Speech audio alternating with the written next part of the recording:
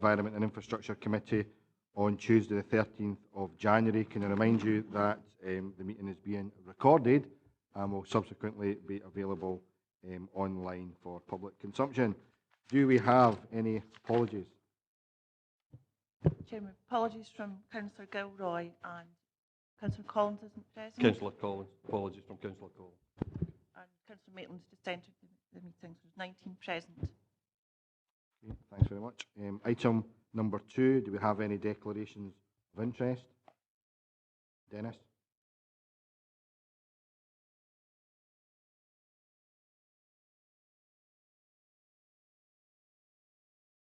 Is your microphone not working? No. What about the one next to it? Is that?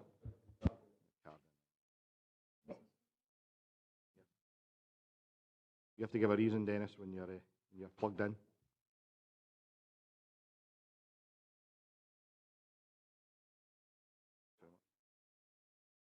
Okay, Jim and then Alistair. Item 12 and 13, this committee is a representative on the Saylsa CRP, and regarding item 12, I hadn't intended leaving, however, due to the receipt of information yesterday from Saylsa to all members of this committee, I now feel I should leave on both item 12 and 13. Alistair? Thanks very much indeed, Chair. Item 6, sir, I would appreciate guidance from the Governance Officer. There's reference made, as it were, to future proposals impacting on the Stranraer office, which covers both building control and development planning. Now, I have a familial connection with a member of staff in that office. I would not want, for obvious reasons, to leave. It's an importance to give it standing importance of the item, Chair. But equally, I do not want to deal with that particular aspect of the proposals. As I say, I would appreciate guidance. Councillor Geddes, I would probably advise you that you don't need to leave the meeting for that item to declare the interest. Much obliged, Chair. Thank you. Okay. Do we have anyone else? No. Okay, can we turn to item number 3, which is on page 1, which is the minute of the committee meeting on the 11th of November. We're being asked to determine whether this is a true record of the meeting. Members happy to do that? Yeah. Okay. It's agreed. Okay. Item number 4, which is on page 11, which is the regular revenue monitoring reports. Can I ask the Director if he wishes to add anything to the report? Nothing to add to the report, Chair. Thank you. Okay, can I open it up to members for any questions? The report starts on page 11.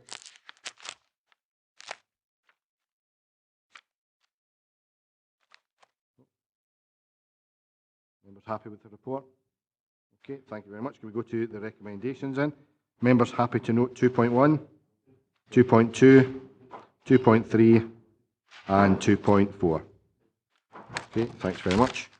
Okay, can we turn to item number 5, which is on page 19 of the papers, which again is the regular report on the number of capital projects. Obviously, remind members that obviously they'll have individual ward issues they may wish to raise with members of staff offline, operational issues, but this is obviously a strategic report to look at our capital programme during 2014-15. Can I ask the Director if there's anything he wishes to add to the report? Thank you, Chair. Stephen Herriot's just going to update members on information regarding the Strategic Timber Transport Fund. Thank you. Thank you, Chair. If I could just draw members' attention to the top of page 23, paragraph 3.19. We talk about a couple of schemes that were put up for bid submissions for funding from the Strategic Timber Transport Fund. And we say that at that time, writing the report, that both bids were unsuccessful. That was the case at the time of writing the report. There's been a review of the funding available in the current financial year, and the Forestry Commission have come back to us and asked to consider accepting a 50% grant, which would be up to a maximum of £45,000 for the works to the B7076. This is carriageway strengthening works to the south of Stevens Croft on the all-purpose route adjacent to the motorway. So the revision therefore for members to consider in this report is that we will be looking for members' agreement that we accept that funding from Forestry Commission and we would undertake the works in this financial year.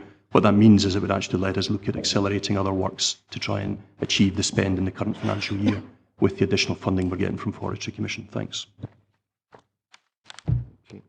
Members have any points on that particular matter? No, okay. Okay, can I just open it up to general members' questions in? Ian? It was on that particular matter in regards to the detail in regards to that particular project. Is it? Did I hear Stephen say it was match funded? And is that fully funded? And I take it that's the link, the APR between Stevenscroft or the turnoff for Estill Muir on the APR road B7076 down towards Lockerbie. Just to get an idea how much that actually covers, how much road surface there's in a state of disrepair. I know some really heavily rutted area in that particular area. Just to reply to Councillor Carruthers, I don't have the exact length. The scheme cost is about 80,000, although if we're getting match funding up to 45, we'll look at certainly stretching and taking in any of the other elements that require repair. The situation that has arisen on the all-purpose route is the old dual carriageway, the offside lane on the dual carriageway was specified to a lesser construction depth. And what we're finding is that with the timber traffic and the HGVs running on the all-purpose route in that location, now on both sides of what is the all-purpose route and used to be one side of the old A74, on the less thick section, that there's more rutting. And the idea is that half the carriageway is resurfaced to depth of about 100 mil, planed out and resurfaced over the length where the damage is. And it's effectively the section bypassing the kind of Lockerbie area, so it's to the south of Stevenscroft, where there is rutting in one side of the carriageway alone. Okay. Can I just ask in terms of the timescales for that work, and did you indicate that the funding from our side will be from acceleration from 15-16 into 14-15? Is that what I picked up correctly saying? But what we plan to do, on the roads programme anyway, we plan to accelerate slightly just to make sure that we overspend slightly on the capital programme in case there's slippage later on with some of the projects and other parts of the 12 million pound programme as a whole. So we had looked at bringing this into this financial year anyway as a scheme, and what I'm saying is that with half of that being funded, we can now look at another scheme just to maintain that spend. And we have been running with a reserve of schemes, the reserve list that was pre-approved by members, and we have been running with the idea that towards the end of the financial year, if necessary, we could bring some of those schemes forward from the reserve list to spend up on the budget. Okay, thanks very much. Okay, Alistair. Thanks very much indeed, sir. I did take cognizance of your comments earlier about specific ward issues, and I'm not going to note it and then ignore it. This it connotes, Chair, in my view, or it's symptomatic of a wider lack of process. It's in relation to the footpath, or the proposed footpath between Windsor Road and York Drive and Newton Stewart. I've raised this before with your leave, Chair, at previous meetings of this committee, and on page 50 of the report it makes mention of the fact that this has now been removed from the programme.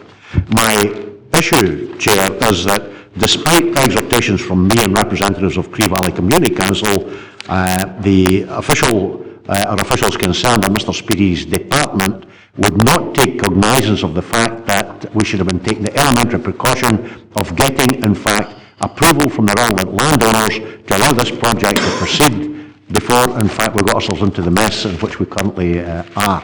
Now, I understand from conversations and from approaches from our members that this is not the first time that this has happened, Chair. It's happened in relation to certain similar proposals with regard in various parts of Dumfries.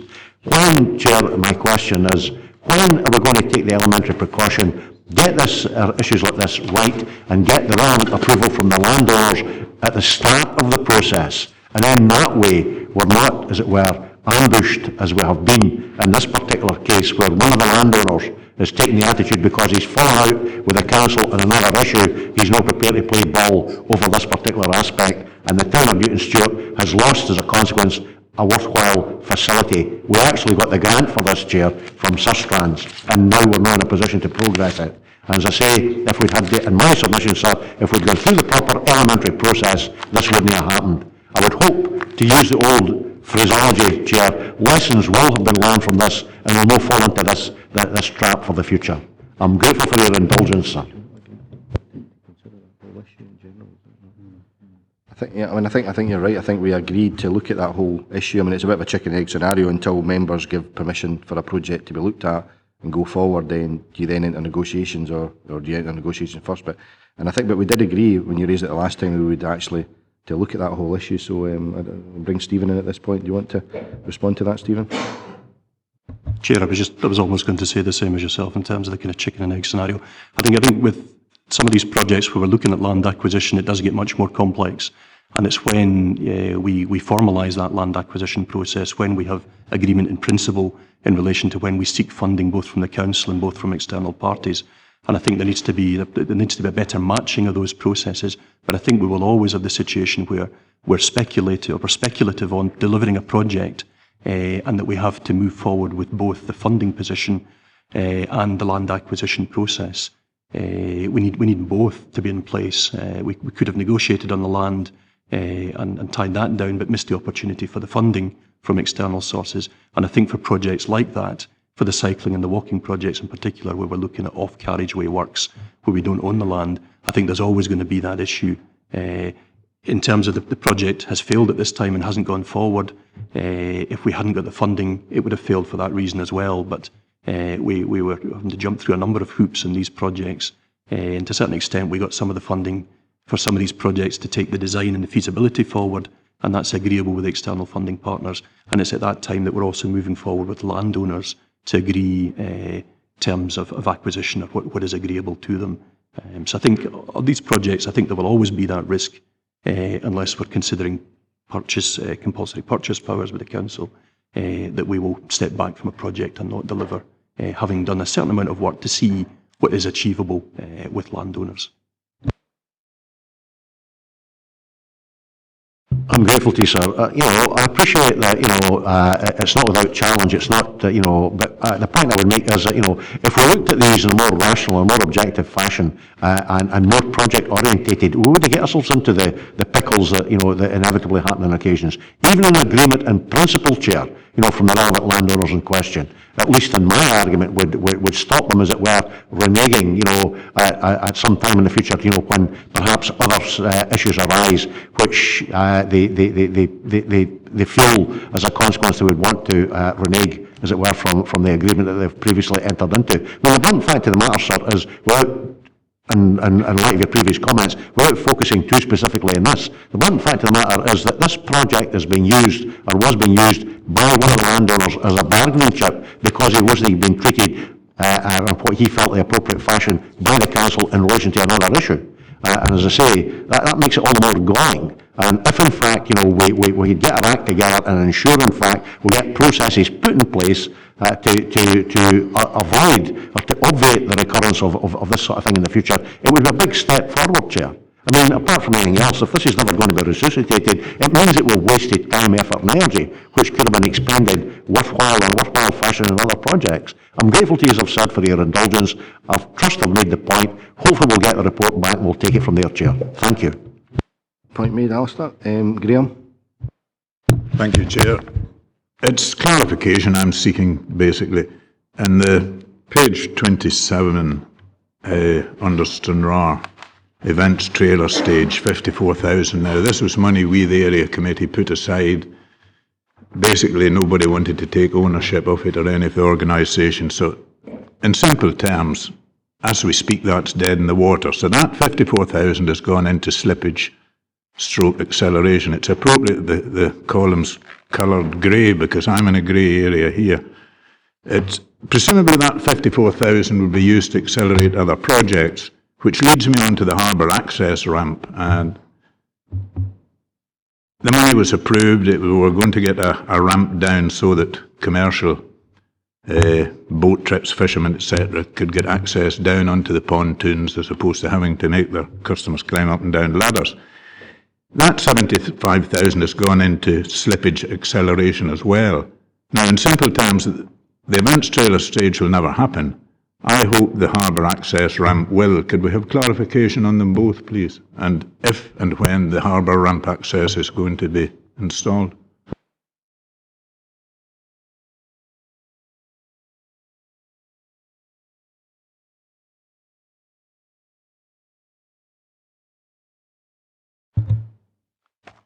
In terms of the harbour access ramp, absolutely the money is still there. That's what it's for. It's been slipped because of the works that were ongoing around the harbour area, but it's absolutely still what we're planning to do.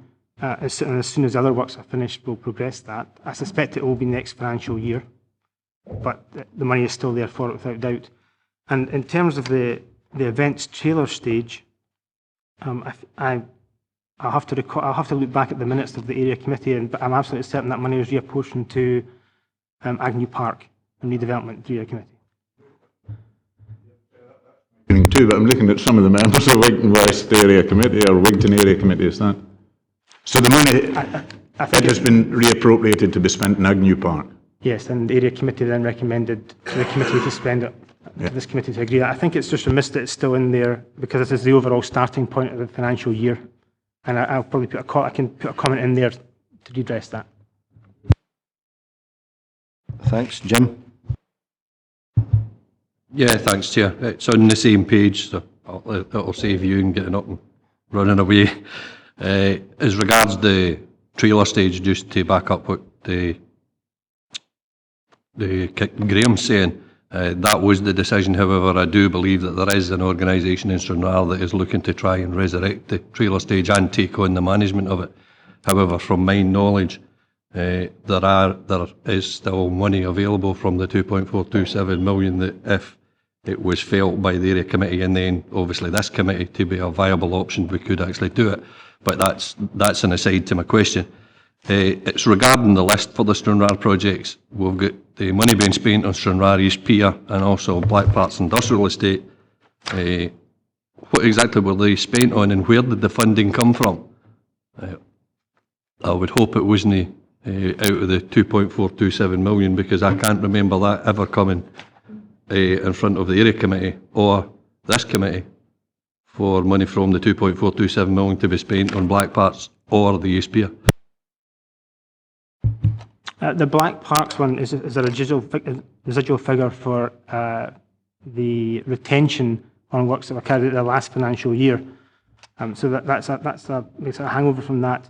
And the funding against the East Pier is accelerated from funding that was agreed by committee for 16, 17, 17, 18, and it's works that we've undertaken to look at how we potentially design some of the interventions we might push forward on the East Pier at that period. Can I just come back in on that? But that's not out the 2.427 million that was agreed for the projects. My reason for asking that is at the end of that list there is a savings requirement in delivery of above of 44,000. That was reported under the report that came for the projects that we approved from the 2.427, and the way that reads is the East Pier and the Black Parts Industrial Estate actually come out of the 2.427 million, whereas that isn't the case. So the savings required are actually on only certain parts of the list of projects that are there in Appendix 1. Yes, I think the Black Parks figure of 5,000 there, we'll just be absorbing into the whole programme. It's retention funding that's needed to finalise the works that we've done there. And any money in the East Pier would be accelerated from the additional funding. So there is no increase in the saving required. Ian Dick and then Ian Crothers. Thanks, Chair. Just on the question of the Black Parks industrial site, can I just get an update on when this facility is due to open? Our pilot's been running now for several months. I know I brought this up before, but there's a lot of anxious people up there wondering what Stranraer Recycling Centre is doing when Newton Stewart's been open for months. Yeah, thank you, Chair. We have to complete an indemnity letter with our private sector partner in the Waste PFI, and that's hopefully going to be completed by the end of January. We had hoped it would be completed before Christmas, but that's not been the case. And once that indemnity letter is signed by the council and by our private sector partner, then we will open the household waste recycling centre. The rest of the site is working for the reception of waste, our new food waste, our new recycler, and the residual waste is still being transferred to Galdenoch. But once that letter is signed and agreement is reached, the site will open. Okay, Ian Crothers. Thanks, Chairman. Nothing to do with Black Parks. 3.13 on page 21 is certainly triggered constituency casework, and I'm not being parochial here, but it's bringing, I think, if we could ask for this to be either actioned or in some way, whether it's via the committee or in part of the recommendations, but through it's in relation to the intelligent transport system. One of my constituents actually did a freedom of information, I think it was in regards to when the last time there was a review of the traffic light management, how they're synchronised from it's from St Michael's Street up through into the hospital area, and the advice they got back, or the information they got back, certainly was some 11 years ago. So I wonder if we could ask for that to be reviewed and looked at and come back, because I think it could be updated, even though certainly there'll be relief in regards to the hospital moving there. I think it's still, we could benefit from that within Dumfries into freer traffic movements. In regards to page 22 and 3.18, I think there's some slip in regards to the timelines and reporting back to the council, to this committee, in regards to how that project will move forward. Could you just be reminded what they are, please, Chairman? Last one, which 3.18 did you say? Just in regards to the Whitesands project, that's, I think, because of the extra consultation and so on and so forth, that's being pushed back slightly. It should have maybe come to next month or something like that. Or is that delayed further, I think, maybe into March, April? I'm not just sure. Just to get an idea of when the Whitesands project will potentially come back to this committee for decision, please, Chairman. Thanks, Chair. The Whitesands project, we had agreed at the November meeting of the EEI committee that we would come back to this actual date, this committee, with a report on taking the Whitesands project forward. Subsequent to that, we had an Nistyle Area Committee public meeting, and we had over 100 people came along to talk about the scheme. As we're kind of overwhelmed by the level of interest and the kind of desire for more information. And what the Nistyle Area Committee asked us to do was to extend that public engagement period. This has delayed us coming back to this committee, and we reckon we'll probably come back in March with details on the Whitesands project in terms of the actual scheme, and looking for approval on the defined scheme that we want to take forward through the statutory processes later this year. The public engagement, the extension of the public engagement on the 25th and the 26th, the Monday and Tuesday in the last week of January, will be taking over the baker's oven and providing the public with opportunity to look further at the scheme details, to also consider the issues that were raised at the Nistyle Area Committee in the middle of December, and the kind of response from officers on some of the issues that were raised there, and provide them with the opportunity to give us more feedback on the scheme. At the same time, and there's information just about to go to members on this, all members, we're looking at creating a full-size replica of the embankment in the car park on the Whitesands, adjacent to the bus turning area. And we've just this week taken over, this Harris fencing has gone up, and that works, or those kind of temporary works are being built. And the idea is that when we're in the baker's oven talking about the project, we can also have people can go down to the Whitesands and look at a section of the embankment, in effect, to give an idea of the kind of landscape impacts. This will be a kind of scaffolding structure with turf on it and a viewing platform at the top, to give an idea of what the views would be out from the proposed new embankment, and also the kind of the blocking of views from the Whitesands area in terms of how it impacts on the landscape. So that's the kind of current situation with the Whitesands project, and we'd be looking to come back and feedback on that further public engagement to members at the March EEI committee. On the Dumfries Town Centre, I think we'll need to give a bit of consideration to what's being requested in terms of reviewing the operation of the intelligent transport system in the Dumfries Town area. There's been quite a bit of work done recently, and we've installed CCTV effectively to monitor the 5 main junctions either side and along the kind of Whitesands and the Glasgow Street, the Brooms Road, St Michael Bridges area. And using that, we can kind of continually tweak and adjust the settings on the Scoot system to optimise that for the traffic flows. We would certainly need to consider future work plans and going forward the next business plan for the service, if we're looking at a kind of major piece of work to look at a kind of review of the whole of the intelligent transport system for Dumfries. It's certainly not something that, apart from the kind of ongoing tweaks and optimisation, is not something that's in our current work programme or business plan. Okay. Ian?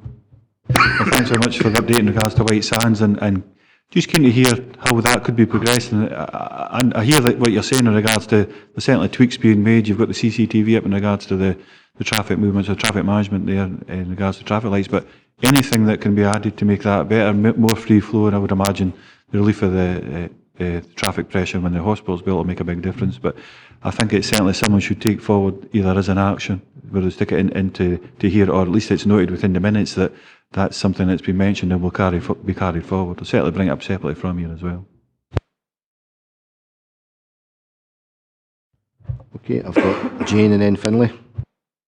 Thank you very much. Could I possibly ask on paragraph 3.11 and 3.12, it's about lighting, and I was wondering, Chairman, whether or not we were operating to a policy or whether we were simply reacting to public request, because the truth is we ought to have a policy about this. Otherwise, we will find ourselves in a position later on, probably, of being unable to accede to public requests through lack of cash. I wonder if I could have some clarification on that. Thanks, Chair. The entries against 3.11 and 3.12 in terms of additional lighting provision have been a number of issues that, yes, have been raised by the public, but I believe that they've been brought to officers' attention. There isn't particularly a policy on the provision of street lighting that's directly applicable to these scenarios. But what we're looking at is that there has been piecemeal development on the western side of Dalbeattie, and I think possibly in the past we've missed an opportunity to have the developers close a gap in the lighting system that has emerged. We've had subsequent development with the relocation of the health centre to that particular road. So I think the plea that's come forward for this to be considered for funding is valid. I think we need to take more care in the future in terms of looking at the developments and piecemeal development, and just making sure that adjacent access roads are properly specced up as part of those developments. So that's the particular reason that we're looking at that section of lighting being added into the programme. The Collison Park lighting in Dalbeattie, again, it's an issue raised by members. The funding that we have through the capital programme for new lighting covers non-roads as well as roads lighting. It's not often that we bring forward schemes for kind of public open space and lighting of those, but we feel that this has been a valid request in Dalbeattie, given that the park area is probably quite unusual in it. It's in the centre of town in Dalbeattie and is surrounded by lit areas and is used as a kind of through route from lit areas to other lit areas, either the kind of the residential areas of Dalbeattie and the kind of commercial high street area. And we believe that it would be appropriate to provide that level of provision. I hear what the councillor is saying in terms of in the future we may not be able to apply this discretion, or ask committee to apply this discretion, and we may not fund in these situations. But I think both of these cases are probably worthy of consideration by this committee. The alternative is, and has happened in the past, that discretionary funding can come from area committees, and certainly I know in the past that requests have come for additional lighting in and around developments and urban areas has come through the area committees for discretionary funding. Back in, Jane, or? Well, I would simply request, Chairman, that I do think we should think about having a policy about this, because it's an open door. I mean, there are open spaces where 2 or 3 members of the public might say, well, there is a certain danger and we would like to have the thing lit. And, you know, I think we should have a reason for saying no. I mean, I think Stephen made the point that having a policy for every circumstance would be quite challenging, but it's maybe something officers can take back and have a look at, but I think it would be quite difficult to have a policy on every single open space. Would that cover parks as well, for example? It's a difficult one. Okay, I've got Finlay. Thanks, Chair. Just a couple of very brief questions. Page 27, under Dock Park, the total budget allocation and the forecasts are 196,200, but the spend was only 170. I just presumed the park work had finished. It would appear there's still £26,000 to spend. Is that right, or am I just misinterpreting the figures on that one? And the other is on page 49, Townhead of Greenlaw, it suggests the work's been completed. I know there's poles for signs, but there's certainly the speed limit signs are still not visible, so it's not enforced yet, so it's not been completed. Do you want to deal with the Dock Park, Ewan? For Dock Park, works are completed, and that's just funding there by the use for retention when the contract year's up in due course. So that will be spent this financial year, because when it parts of the main contract completed by the 31st of March this time last year.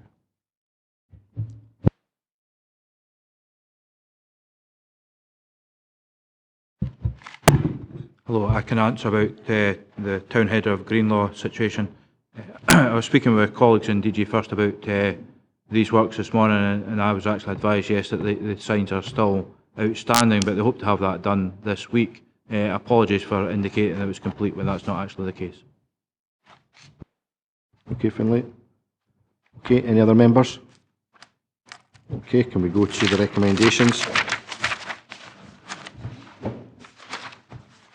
Okay, are members happy to note 2.1? 2.2? 2.3?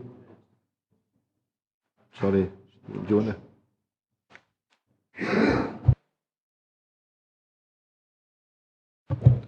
Okay, 2.4. Is it on 2.4, Jane, or? No, okay. If anybody wants to stop me on any of the recommendations, let me know. 2.5, happy to note. Okay, 2.6, 2.7, and 2.8. We obviously have the issue around the forestry funding as an additional recommendation to agree. Okay.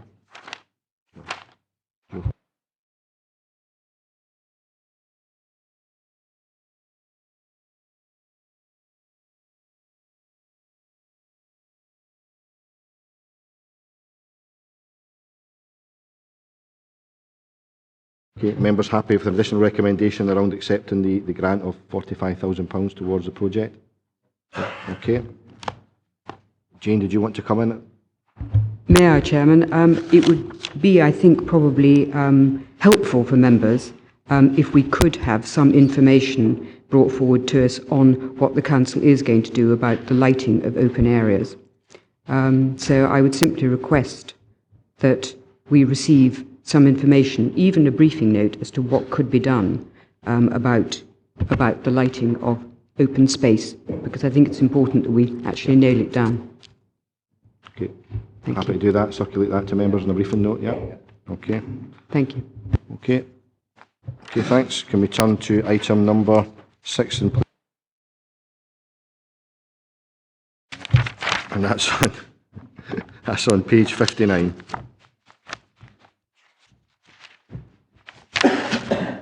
Okay, members are aware that groups had until the 18th of December to publish draft budgets. One draft budget was received. That budget is now being issued for public consultation. The first of the public meetings took place last night. It's on the Council's website, copies in libraries and customer service centre, as well as a public consultation. The areas that are relevant to each service committee are going to those committees for scrutiny. Can I ask the Director if there's anything he wishes to add to the report in front of us? Thank you, Chair. Nothing to add at this stage. Thank you. Okay, can I open it up to members for any questions on the budget proposals? Finlay? Thanks, Chair. I've just got one concern that there's a suggestion we might lose 2 countryside rangers at some point. My concern is based on some areas within Dumfries and Galloway having a disproportionate amount of people coming up for early retirement or whatever, which it means that some areas can actually be lacking in cover, and we've seen that in CCS. What I would like is some assurances that the reduction in countryside rangers wouldn't have any impact on the likes of Lough Ken being managed to its full potential and whatever, and whether when we're taking these countryside rangers out, what's the time scale in actually making sure that the remaining countryside rangers are actually covering the whole of the region proportionately, rather than accidentally removing countryside rangers because they're putting themselves forward for early retirement or whatever and leaving gaps. Is this in relation to the first save at page 73 in terms of 2 access rangers in particular? Yeah, I think, yeah, page 73, the countryside and access, 2 times countryside range. These are 2 rangers whose work is based around implementing the core path plan. So it's about infrastructure, works, bridges, footpath building, etc. And what we feel is that the mitigation in there is that we will be able to cover that within the capital that we have for core path projects, and that part of the mitigation of that will be letting out contracts to local companies to undertake the works that would be undertaken by these 2 posts. And actually, just to follow up on your question about Loch Ken and the wider position here in terms of countryside, yes, there are a number of people potentially coming forward, but in terms of where we're looking to take countryside in a more strategic sense, but sites like Loch Ken are absolutely still within that strategic approach. So we wouldn't lose sight of the need to have a management capacity in there.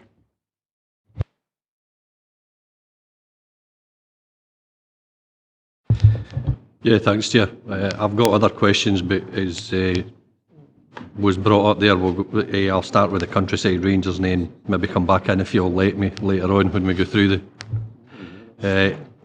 as was identified on page 73, we're losing 2 countryside and access rangers. However, in 79, there's also a proposal for 2 maintenance rangers. Are these the same jobs that these 2 will be doing? So there, we're actually losing 4. If we're losing 4, how many rangers are we actually going to have left after these proposals would be put through? That's an additional 2 rangers as part of they are not maintenance rangers per se. They are rangers that have a role in looking at either sites or taking forward project work on a thematic basis across the region, for example, supporting delivery of curriculum for excellence in schools. The mitigation we've got in place here is that we need to work more strongly with national agencies like National Trust for Scotland, RSPB, to ensure that there is as much capacity as they can bring forward to mitigate the loss of any posts. And also we've built capacity within internally within the other services that we support, so that teachers themselves can deliver outdoor access and outdoor classrooms as part of curriculum for excellence, for example. So whilst, yes, there will be a change here, I think in overall terms, in terms of meeting our requirements to bring forward proposals for efficiencies and savings linked to the countryside service and the direction we're taking, I think whilst, yes, it would be a reduction in 2 more posts, we can certainly mitigate that effectively through both changing the way we deliver services and working stronger in partnership to get more out of other partners. Okay, Jim, do you want to come back in? Yeah, thanks for the indulgence. When you're talking about the 2 posts aren't maintenance posts, are you talking about the 2 posts on page 73 or the 2 posts on page 79? Because the template actually specifically says loss of 2 maintenance rangers posts. How many rangers posts are we going to have after this is all finished, and where will they be stationed? Sorry, it's a good point. Sorry, I didn't pick that up right. Yes, there are another 2 rangers coming forward there, but that again, the mitigation for that would be about using our capital to not spend it through in-house officers, but through using contracts and smaller contracts in local areas to do the work. And that would be the mitigation there, which is linked into the further text in that paragraph. Sorry, apologies, Councillor McClung, I thought you were talking about the Rangers section below that.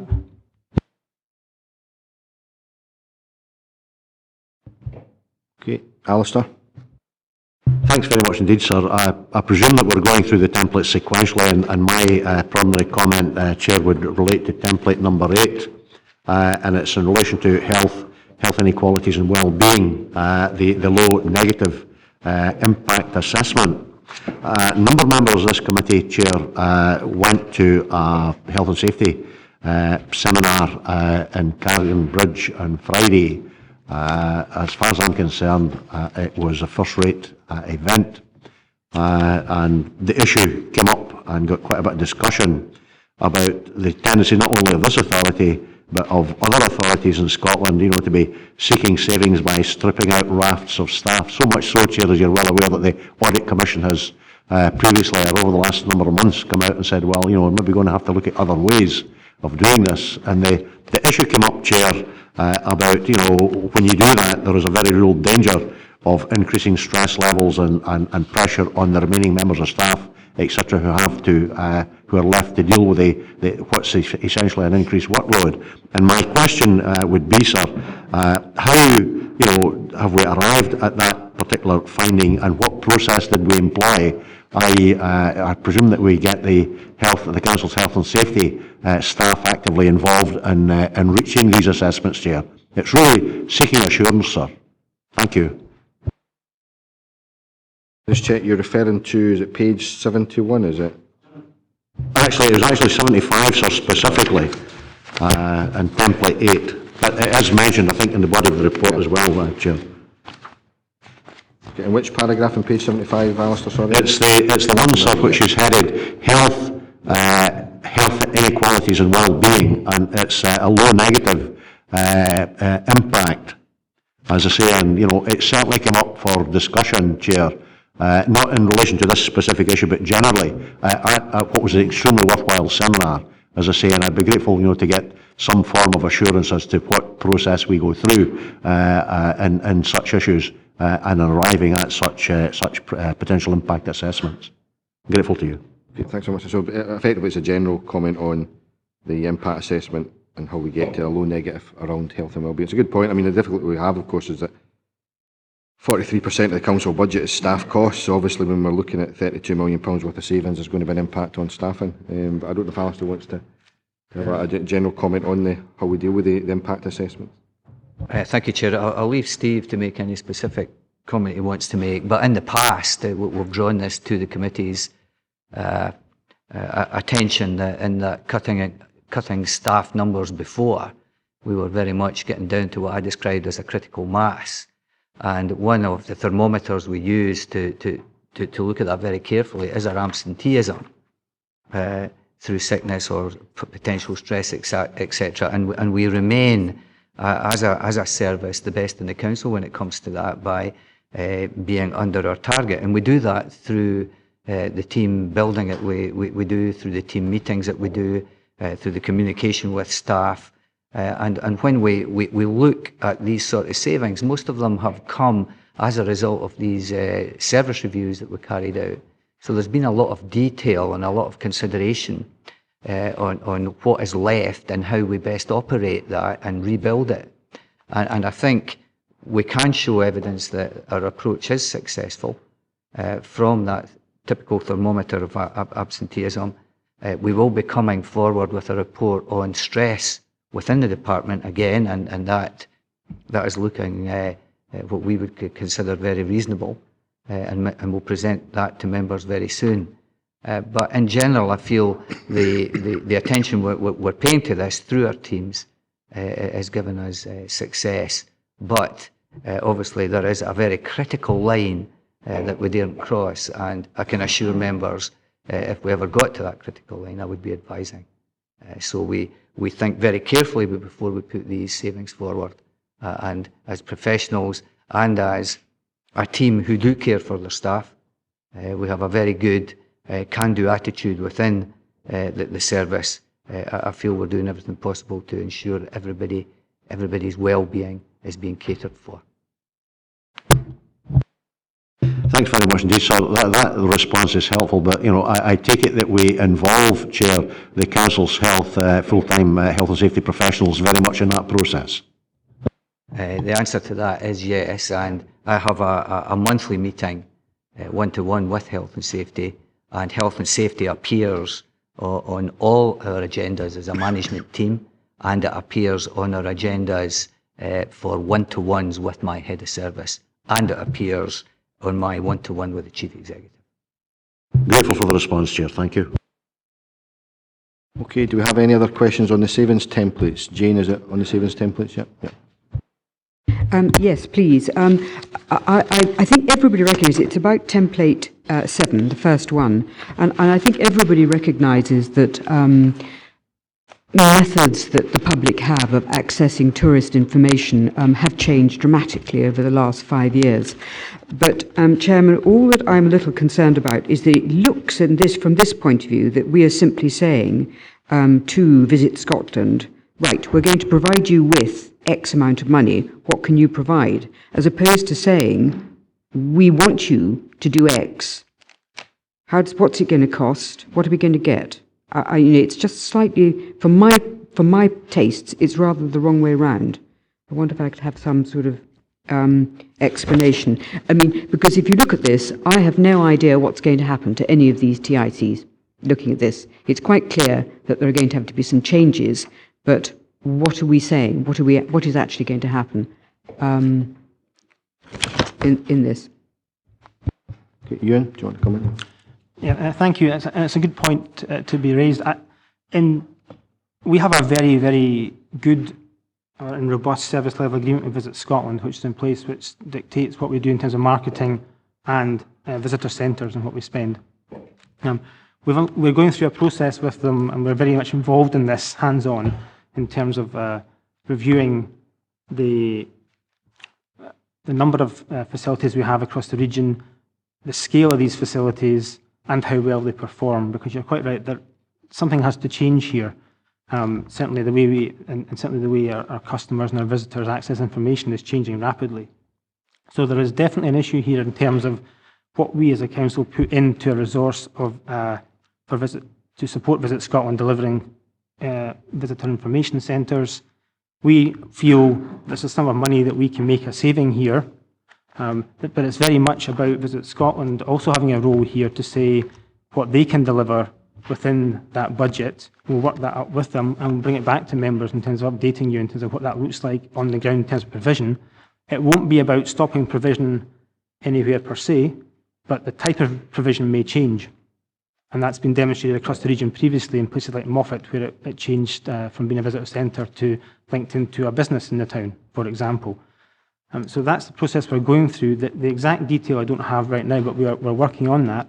But certainly we're recommending that level, that the reduction can be at that level. And certainly I think we have to make a step change here. There's no doubt about that. And our thinking, knowing the budgets for this, our thinking is that we can make that reduction but still come forward with a more than adequate service from VICs. It would be fair to say that the report that we received previously, which showed quite clearly a reduction in people using the service, that it would be unfair to expect the council to continue to pay the same level, given the fact that far fewer people are using those particular centres. Absolutely, and in Visit Scotland terms, they run some part of these on a commercial basis, and that can't be viable for them either in terms of public funding underpinning that. Okay, Ian. It's on the same point. It's something we've got a further discussion with you and a direct, but it's an ideal opportunity, direct face-to-face, sorry, that is, but an ideal opportunity to bring that same subject up here, just in regards to, because we did a quick comparative with Scottish borders, similar geographics, demographics to Dumfries and Galloway, and I think their service level agreement with Visit Scotland, something like 40k a year, compared to our 335, look to reduce it to 300 over the 3-year term, that is, I think. So, I mean, I think that's certainly something we'll be looking at as we go forward. Why are we paying £60,000 a year more than Scottish Borders when a very, very similar size and scale of an organisation, Dumfries and Galloway Council, and the region as well? Like I say, the geographics and demographics are similar. So what is it we're getting that they're not getting? What are they actually achieving that we're not achieving in Dumfries and Galloway? But I think there may well be better ways in actually providing a more local visitor way of attracting visitors to Dumfries and Galloway. There might be better ways. It's something we'll certainly speak to as a group on a one-to-one face-to-face basis, but I think it's something that certainly the committee should be aware of and look at as well, Chairman. Okay, point made. Alistair? Thanks very much, sir. On that particular template, Chair, and if you look, for instance, at visitor information centres, and Specifically, I can look at the example of Newton Stewart, and you see exactly, sir, how much the sort of attendance figures there have dropped off over the last several years. I agree entirely with the statement, beneath that box, that the purpose of the review is to redesign this service. It's got to be redesigned, Chair. It's becoming increasingly irrelevant, as it were. Now, I'm not going to sit here today and advocate the closure of any particular centre. What I would say, though, is that obviously tourism, the further west you go in the region, the more important, tourism becomes to the regional economy. And I think on that basis, Chair, we've got to make sure that, we get the maximum impact for every pound that we're deploying, as it were, and dealing with this. And to that extent, in principle, I am totally supportive of that statement. I think perhaps in the Mid-Galway context, we'll maybe have to, or we could possibly be a wee bit more imaginative. We have, after all, Chair, and I'm not trying to fly up, commitment decisions today, but we have, after all, got Scotland's national boot town 7 miles down the road, and maybe we should be looking to make more use of that branding and that designation. And so the point I'm making, sir, is that, we've got to go down this route, but let's do it in an imaginative and most effective fashion that we can, Chair. Thank you. Point made, yeah. Any other questions on either the savings templates or the policy development proposals? No? Members happy? Okay. Can we turn to the recommendations? All right, Jim, do you want to come in? Yeah, thanks. It's the paper on the capital investment strategy, page 109. Not being a financial wizard, I would just like absolute clarity what the proposals are, and it's also mentioned in the savings templates, etc. We're going to be making £1 million savings from roads maintenance by the capitalisation of £1 million. However, it is not proposed to increase the infrastructure asset class funds, unlike the capitalisation that we did last year, where we took savings of 500,000 but increased the capital by 1 million. So the proposals, as if you work through all the different templates here, is we intend capitalisation of £1 million from revenue, but we're not increasing the capital budget. Just a yes or no answer. That's what the template says, yeah. Jane? Thank you. It is on template 13. I just wanted to ask the officers, with respect to page 86, bottom of page 86. This is with respect to capitalising surface dressing, and that the committee, or the intention is that we would absorb the cost of the capitalisation. The capital funding would be contained within the existing PES allocation. And my question is, what will we not be doing in the capital programme that we might have expected to do? To deal with specifics, Stephen? Thanks, Chair. Yep, I mean, it's relevant to both the points, that the last 2 points made by both Councillors McClung and Councillor Maitland. The issue with the capitalisation of an additional £1 million, as Councillor McClung pointed out, we did that the previous year, and we increased we took £500,000 out of the revenue budget for surface dressing, added it into the capital budget, but we upped the capital budget. What we didn't do was we actually moved in the round the capital budget for the infrastructure. Although we're sitting at about a £12 million programme this year with additional funding, the baseline funding for the infrastructure programme was £8 million. Moving into this year and moving forward, that baseline has been increased to £9 million for us. Half of that was to offset the last capitalisation of surface dressing, so that there was an offset reduction in revenue, increase in capital. What we're doing, we're sitting at the £9 million, is we've got already, in effect, half of that million that we're taking out of revenue and putting into capital is already funded by, or in effect could be argued that is already funded by the other £500,000 increase to get us from the 8 to the £9 million in the base budget. So that the overall effect is that there is less work. There'll be the same amount of surface dressing work undertaken. We will pay for it in a different way in terms of dealing with it in capital rather than revenue. but we will do probably less surfacing works to the tune of about £500,000, depending on how this committee decide in March how they want to allocate that £9 million across all of the programmes. We could be doing less surfacing work. Having said that, we did bring to the November committee, this committee in November, we brought the annual status and options report for the carriageway, and we did recommend at that time to have the best intervention in the RCI, that we looked at more surface dressing, thin surfacing treatments on the road network, and that we moved away from some of the kind of thicker surfacing and overlays that we were putting in place. So there is a bit of a balance in terms of moving the money to address the approach, justified by the work that we did through the annual status and options report, in moving more towards some of the thinner surfacings and the surface dressings. But yes, the overall impact is that there will be, to a certain extent, the budget has increased for roads maintenance over the years. We're now looking at, in effect, overall, a bit of a reduction of about £500,000 in this proposal. Okay, Ian? I suppose, I mean, that was my understanding of as well, so thanks for the clarity in regards to that. I know it's Jane that asked the question. But it's when you're £100 million behind, that's the difficulty. I mean, it's something we'll certainly raise on the 8th of February, I think it is, in regards to that. We have a problem with that as a group, but I'm highlighting it here. But when you're £100 million in investment behind as it stands, and you're removing money from it, it is absolutely agree with the practices that we've adopted. The rural lifeline links and the surface dressing goes a lot further compared to the structural overlay. But I think there's certainly further investment would be certainly welcomed here. You should raise it on the 5th rather than the 8th, because we'll have agreed the budget 3 days earlier. It might be a bit late then, but yeah, let us know before then. Okay, we've got Ian, Dick. Yeah, I just wanted to say on page 82, the narrative description of the savings option regarding the carriageway repairs. I mean, that's the kind of exactly the kind of example of spend to save in relation to asset management that we've needed. We've gone from identification of 4,500 defects to 2.5 in a year. If we can do that with our assets, our buildings in terms of energy efficiency and so on, and our roads in terms of that form of structural, we spent a lot of money for the department, and as far as I can see, the improvement in the roads is considerable, and it's extremely welcome.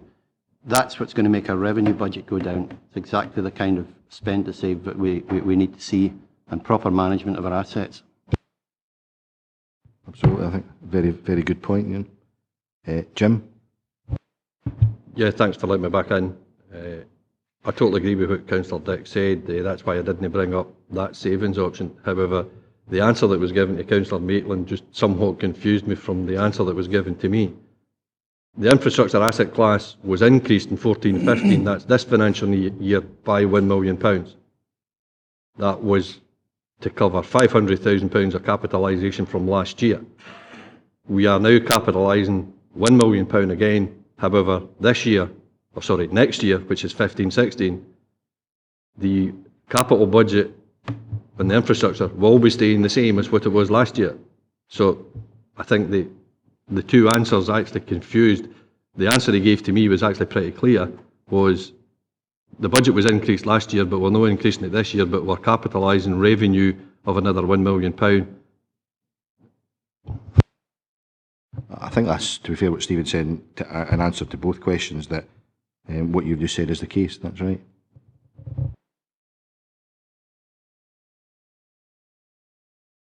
Any other questions? Okay, members, can we turn to the recommendations? Okay, we've been asked to scrutinise the details. Members happy that we've scrutinised the details? Okay.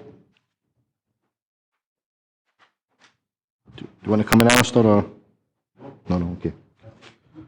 Okay, members, can we turn now to item number 6, which is, my assistant used to tell me it's on page 127 of the papers.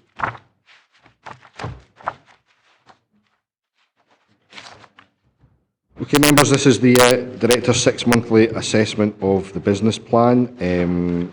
I'll ask the Director if there's anything he wishes to add to the report before us. At this stage, nothing to add, Chair. Thank you. Okay, do you have any members' questions on the report?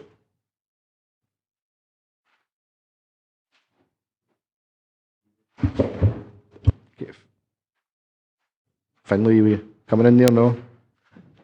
I think of a question. I'm going to move on to recommendations because that isn't the way it works.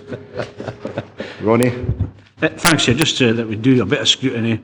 It's on page 139, and it's the percentage of staff who have completed the annual performance development review. I've asked this question before. You know, it's better than it was, but it's not good. And we've had this policy in for a wee while now that every person should have their assessment done. I just wondered why we're taking so long. I mean, I think to be fair, it's the timing of when the department carries out those assessments. It doesn't tick the box of the first 6 months, if you like, because they're carried out later in the year. So I think it's. But I think the exception report on page 143 pretty much covers that. That there's no suggestion that target won't be met at the end of the year. It's just the timing of when those reports are carried out, basically. I think. Yeah. I know. After probably the same answer was given. Hopefully, yeah. Chair, if I could just add, this is the half-yearly report, so we are catching up on these things because we do it over a concentrated period, and I can assure members that, again, going back to discussions that we had before about building teams and having teams at critical mass, these are extremely important to us, and it's essential that we carry them out. Managers realise that, and I can assure you today we even sent an email first thing this morning just to chase up on the ones that are outstanding as we've moved forward. So assure members that we take this very seriously. Okay, I've got Finlay, then Ian Crothers, then Jim. Thanks, Chair. It's on page 148. I wonder if the Director could give us a brief overview of the issues with the curbside recycling, what the key issues in Wigtownshire, and what are the likely rollout times now for the Scrutiny? Right, so currently we are collecting food waste and dry recycle it all around Wigtown. That has most of its teething problems have been addressed. We have a very good take-up. It's in the region of 80%, and we view that as a great success. The tonnages that we're collecting are very much as we modelled, so there's nothing untoward there and no surprises. We still have a bit of work to do just reviewing the routes and making sure that they are as efficient as possible, because we did have a hiccup in implementing the process, and we have to come back round and just make sure that's nice and tidy and completely addressed, and we are looking at that at the moment. With regard to moving to the future, I mentioned earlier on about the signing of an indemnity letter which covers the Wigtown operations, and we hope to do that by the end of January. Beyond that, there is a major variation to the whole contract, which we are targeting to complete by March, which will bring in all the areas into the contract through this change to the through this change to our policy through the zero waste regulations. So we will be in a position to advise members clearly, once we've completed that variation, what the next steps are. But I don't want to make any predictions at the moment. It's important that we vary the contract. It's important that we stay within the terms of that contract. And it's important that we don't prejudice the Council's position with regard to that contract in any way. Finlay? So just to make that clear in my mind, that the reason we're not moving forward with the Stewart in other areas at the moment is not to do with any issues with the physical collection and recycling on the curbside. It's actually to do with negotiating the major variations to the contract. That's absolutely correct. We've obviously learned many lessons from the Wigtown operation, and we'll continue to learn lessons as we go across the region. But what is holding up the next move is the completion of the variation to the contract. Okay, I've got, at the same point, is it Jane? Jane, do you want to come at this point then? May I, just to ask very briefly, whether the director could give us any idea about the costs that are accumulating because of this delay to the council? There are no particular costs accumulating because of the delay. We were given funding up front by the Scottish Government to purchase vehicles and receptacles, and these were done by a certain period. That was the deal of the offer of money. We had to purchase these vehicles within a certain financial year. These vehicles and receptacles are being stored at the moment, ready for rollout. So there is no cost to the council per se, no loss of money per se because of that delay. There are costs associated with the variation in dealing with the legal costs, etc., but these can be covered through our current financial model in the Waste PFI, the sinking fund. And as I've advised members, we will come with a full report on monitoring of that sinking fund once the variation is completed, to show that the finances balance. Okay, Ian? Just at page 140 in regards to DG 19 and DG 21, it's the complaints that have been received. There's a two sides to that story. Obviously, you've got the people who are not getting the complaints dealt with quick enough, but it's I'm certainly interested in that, but the part I'm interested in as well is what kind of resource do we put into this? Obviously, it can take up a bit of time in regards to, again, people who are dealing with complaints. At that point, they're obviously not serving the customer or in regards to creating that service. So what kind of pressure is that on the Department of Planning and Environment Services? There's two sides to that. It's both the customer, obviously the customers not receiving the service, but obviously the staff are spending a lot of time doing that, just to get an understanding. Well, we have to just deal with complaints as they come, and it is basically staff who are qualified in that particular area that deal with the complaint. We do have support from our business services team, from our business service manager, and another member of staff who can support and take that forward. But it's very much down to the discrete service within Planning and Environment Services that has to deal with that specific complaint. So as director, I have complaints to deal with within my normal workload, as do heads of service, service managers and other members of staff. So it's something we have to deal with as part of our daily work.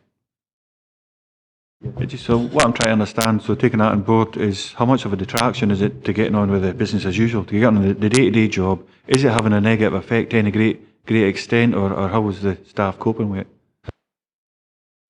Staff generally cope very well. I think what suffers is the time frame, and I think that's what shows up in the exception report, that we're not getting the complaints back in time. We could be quicker. So it's like everything else. If we cut back on services, if we cut back on staff, things are just going to take a little bit longer. But you can see from the exception report that we have improved greatly, and we'll continue to do that. Unfortunately, because of the type of services we're involved in, many of these complaints are quite complex, and particularly the ones with a planning nature, very complex and very difficult to satisfy the complainant. Therefore, it takes time. My view and my management team's view is it's not affecting us critically at the moment, but we certainly will let members know if that becomes the case. Okay, Jim, and then Alistair. Yeah, thanks, Chair. It's related to Councillor Crothers. On page 140, the DG 20% of complaint responses contained, upheld or partially upheld. Our value is 22, our target is 60, yet we're in a green status. We're 38% below target, yet we're still giving it a green status. Can that one be explained to me? And as regard the one above that, the DG 19, which the exception reports on page 144, how confident are you that the improvement action will actually lead to an increase in the value towards the target? My reading of that is, though, that it's 60%, but you want to be below that, because that's the percentage that are upheld. So if actually they're not upheld, then that's a good thing. Certainly my reading on it. I don't know if anybody's, is that, so actually you want to be below 60%, you know, if it's above 60% then it's a problem. Maybe there's an issue there about revising the target in future years, but certainly that I would have thought that was a good thing. If only 22% of the complaints are upheld, our target is to have 60% or effectively less upheld at most.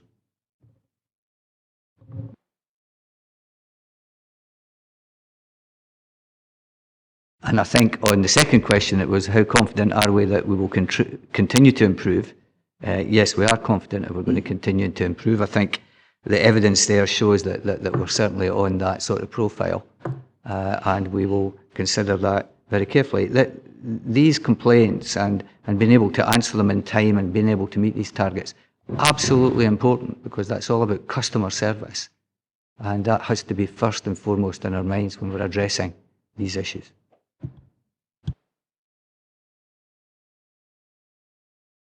Thanks very much indeed, sir. It's just a comment on the same basic theme. I feel that maybe in occasions we're being just a wee bit overly creative in the colour and the form of the legend that we're using.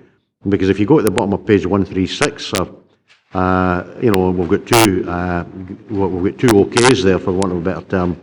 And in both instances, we're failing to meet the target, albeit it may very well be within tolerable limits.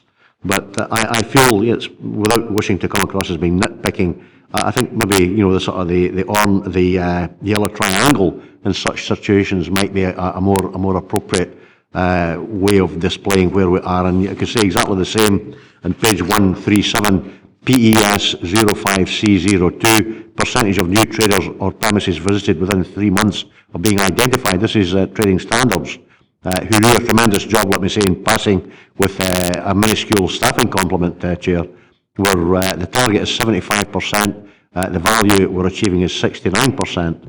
It's not a crisis, but as I say, you know, my view is that strictly speaking, is really not okay. There's a degree of warning there, and I think that should be borne in mind for the future. I think it would be, I hope the suggestion is helpful, Chair. I take Councillor Gibbs's point.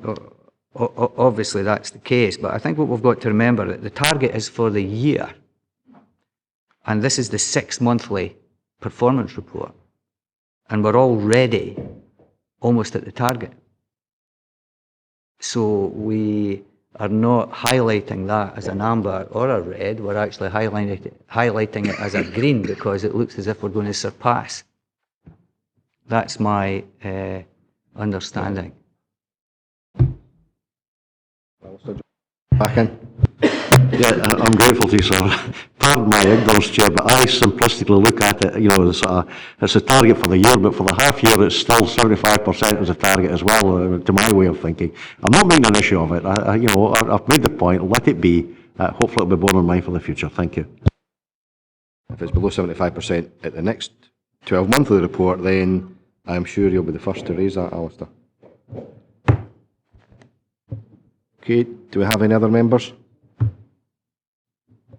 Okay, can we, oh, sorry, Craig. My apologies. Thank you, Chair. On page 148, 149, and it's in relation to the biomass heating and solar PV. Under the narrative for how we are performing it tells us that Strategic Property Services are completing a biomass post-occupation evaluation. That's going to be reviewed and that will come in a report to this committee in January, it says, but obviously we're not quite ready for that one. But in the improvement action, I identified a number of buildings which may be suitable for the biomass heating systems and therefore looking to develop a business case for funding. My question would be, whilst we have this report from Property Services, are we also considering alternative heating sources for those buildings that are not suitable for the biomass? And of course, that will help towards a carbon reduction as well.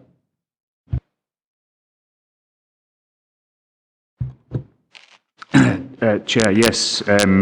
We're also, in addition to biomass, we've also got a programme for PV, both solar PV and PV heating, and that's also the subject of ongoing discussion between ourselves and Strategic Property Services. We've asked them to carry out an assessment of the capability of those buildings to accept conversion, in particular to solar PV. But I think this is perhaps an issue that's also going to be addressed on the back of the proposals in the Chief Executive's report around reshaping the council, where there is a proposal, as members are probably aware, to put this function in with Strategic Property Services direct.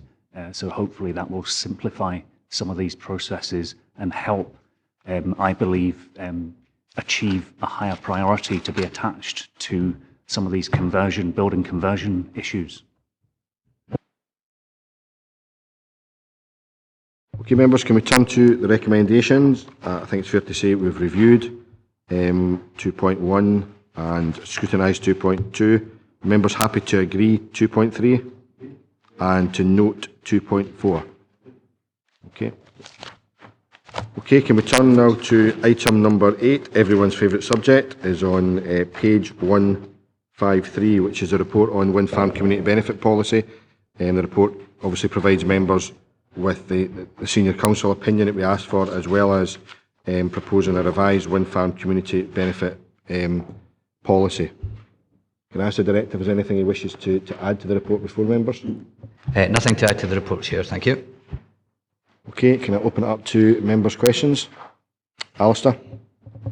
Thanks very much, sir. Assuming that we go down the route that's being suggested in the report, Chair, there are a couple of issues that I would, and I'm not necessarily convinced that, well, ultimately we should do, but, assuming at this moment in time that we do, a couple of issues that I would like to raise, sir. And one of them would be, the new organisation which is set up, 49% council members, independent chair, 51%, people of specialist skills from the length and breadth of the region. And we're talking, Chair, about that having the status of an unincorporated association. Now, in my view, sir, under no circumstances would I be prepared to agree to that, because what you're really doing is you're levering your 49% of elected members into a situation where, if things don't go as they should, they could finish up quite readily being personally liable.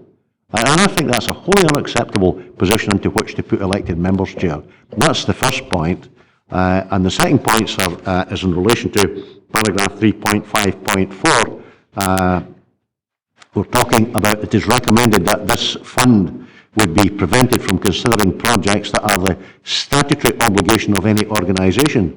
Well, Chair, how does that sit, for instance, with the likes of culture and tourism, affordable housing and community transport? Because these are all, as it were, statutory obligations of other organisations, such as the Council of Strategic Housing Authority, Visit Scotland, etc. In other words, the Council has a locus in all of these. So I would like that clarified and explained to me, Chair. Maybe the fault is mine, and not as sharp in the uptake as I should be in relation to that particular aspect. But the other aspect, under no circumstances, sir, would I wish to see elected members of this authority put into a position of being members of an unincorporated association, with all the legal implications that could have.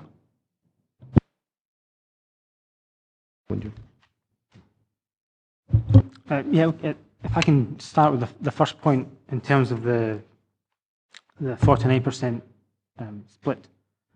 What we've proposed here is to follow the model that we already work through LEADER, and the LEADER programme on, which is exactly the same as this in terms of it's not an incorporated body as such, but there's a memorandum of understanding that sets out how the group operates.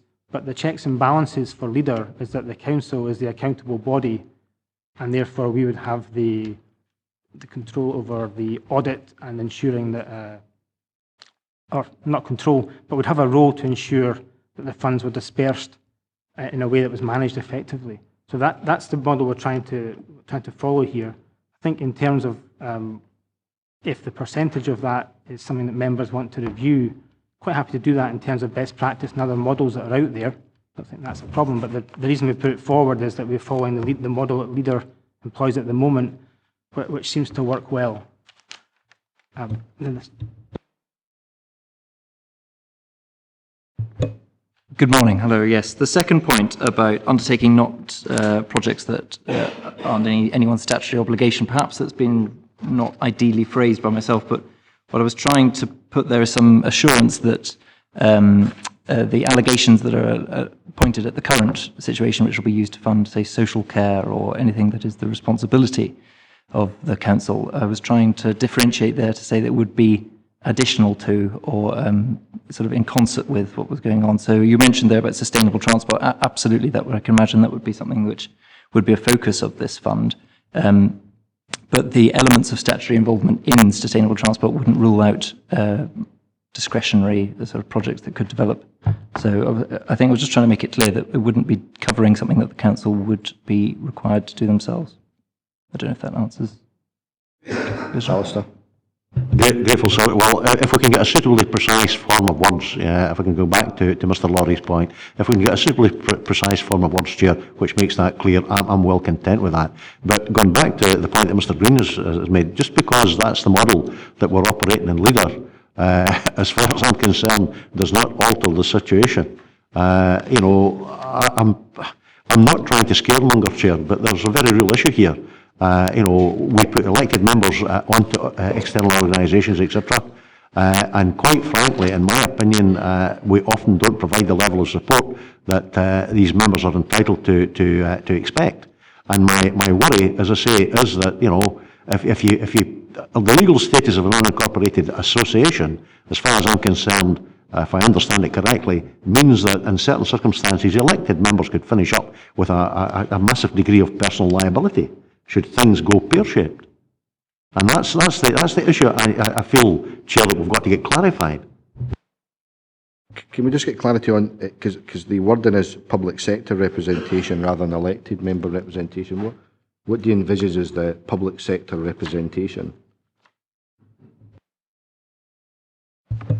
I think in discussions we've had so far, it wasn't necessarily elected members. It would be perhaps if for health projects, there might be an NHS element to it, or there might be elements of council officers and things, but it would include, but not restricted to, elected members.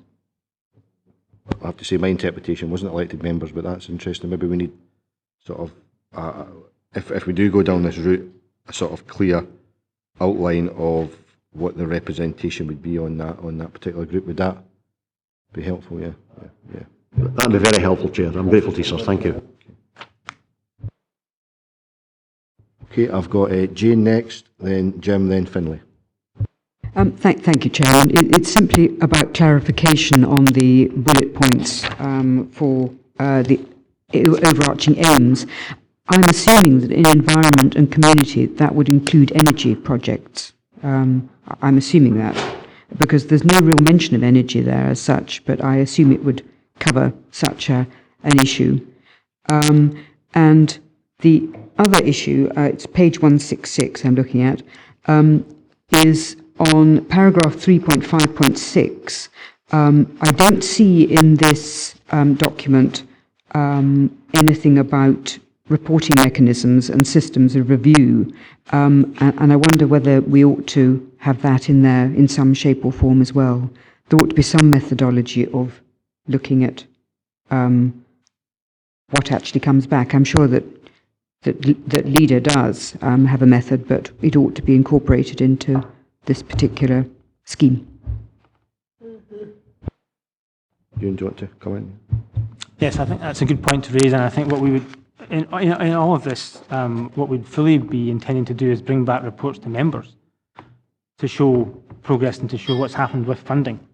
Absolutely. So it's an important point to build into this that we can build in. That's a valid point. Maybe we can add in, we'll obviously come to recommendations later, but obviously maybe add in 3.5.6, a bullet point about regular reports to committee on the operation of the fund. Obviously 4.1 does cover the proposal for an annual report in relation to the overall allocation of funding, but I think in terms of the regional fund, then a specific bullet point in that I think would be quite helpful. Jim?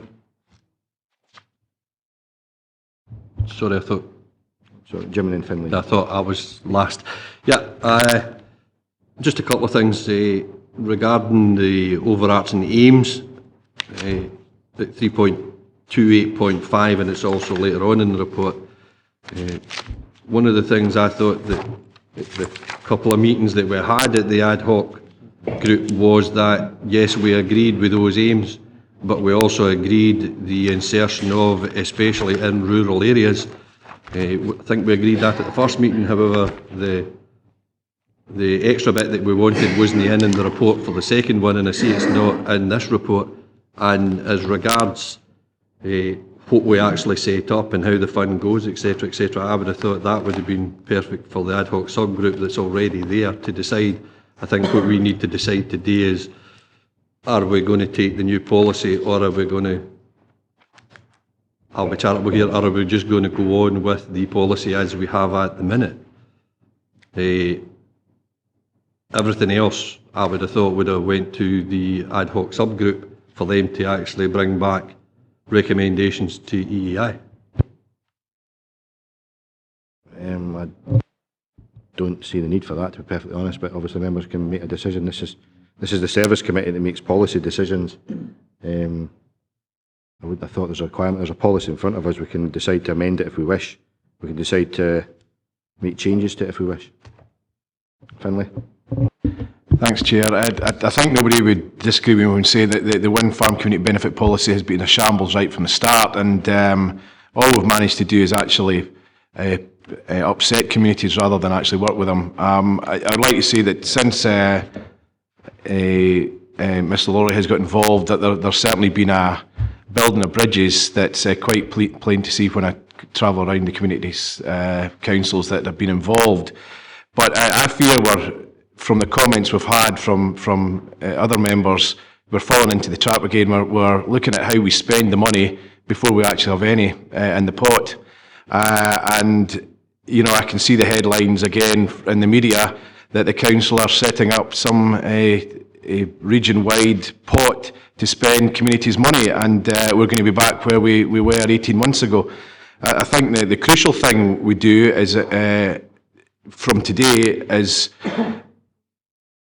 make sure that communities realise that the reason we have a Windfarm Community Benefit Officer is to ensure that we maximise every single penny of the £5,000 comes to Dumfries and Galloway in whatever form that may be.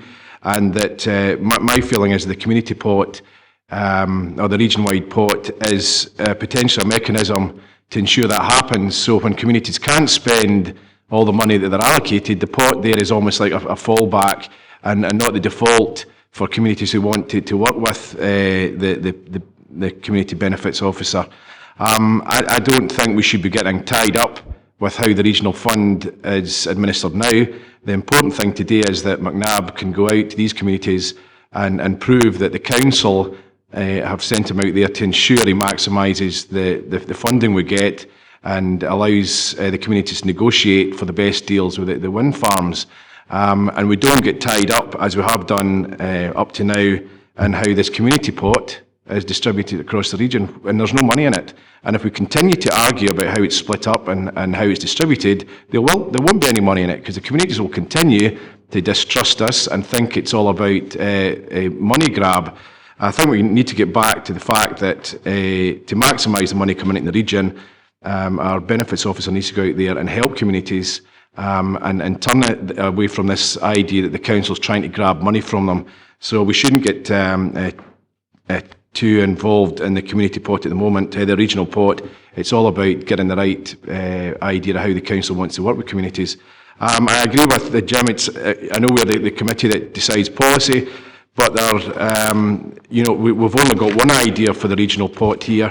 I would certainly suggest that we go back to the subcommittee that had looked at other options and come back with a recommendation. But today, the recommendations are on how we actually work with communities to maximise the money they get, and not necessarily the maximise amount of money that goes into the regional fund.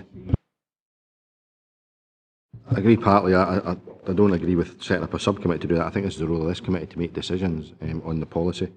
And I think actually it kind of contradicts by saying we have a subcommittee that looks at how we spend effectively the region-wide fund, when we're actually trying to get the message across to communities that this is about supporting them. It's not about how we spend a region-wide fund, it's about how we support communities in negotiations to maximise the benefit for those local areas.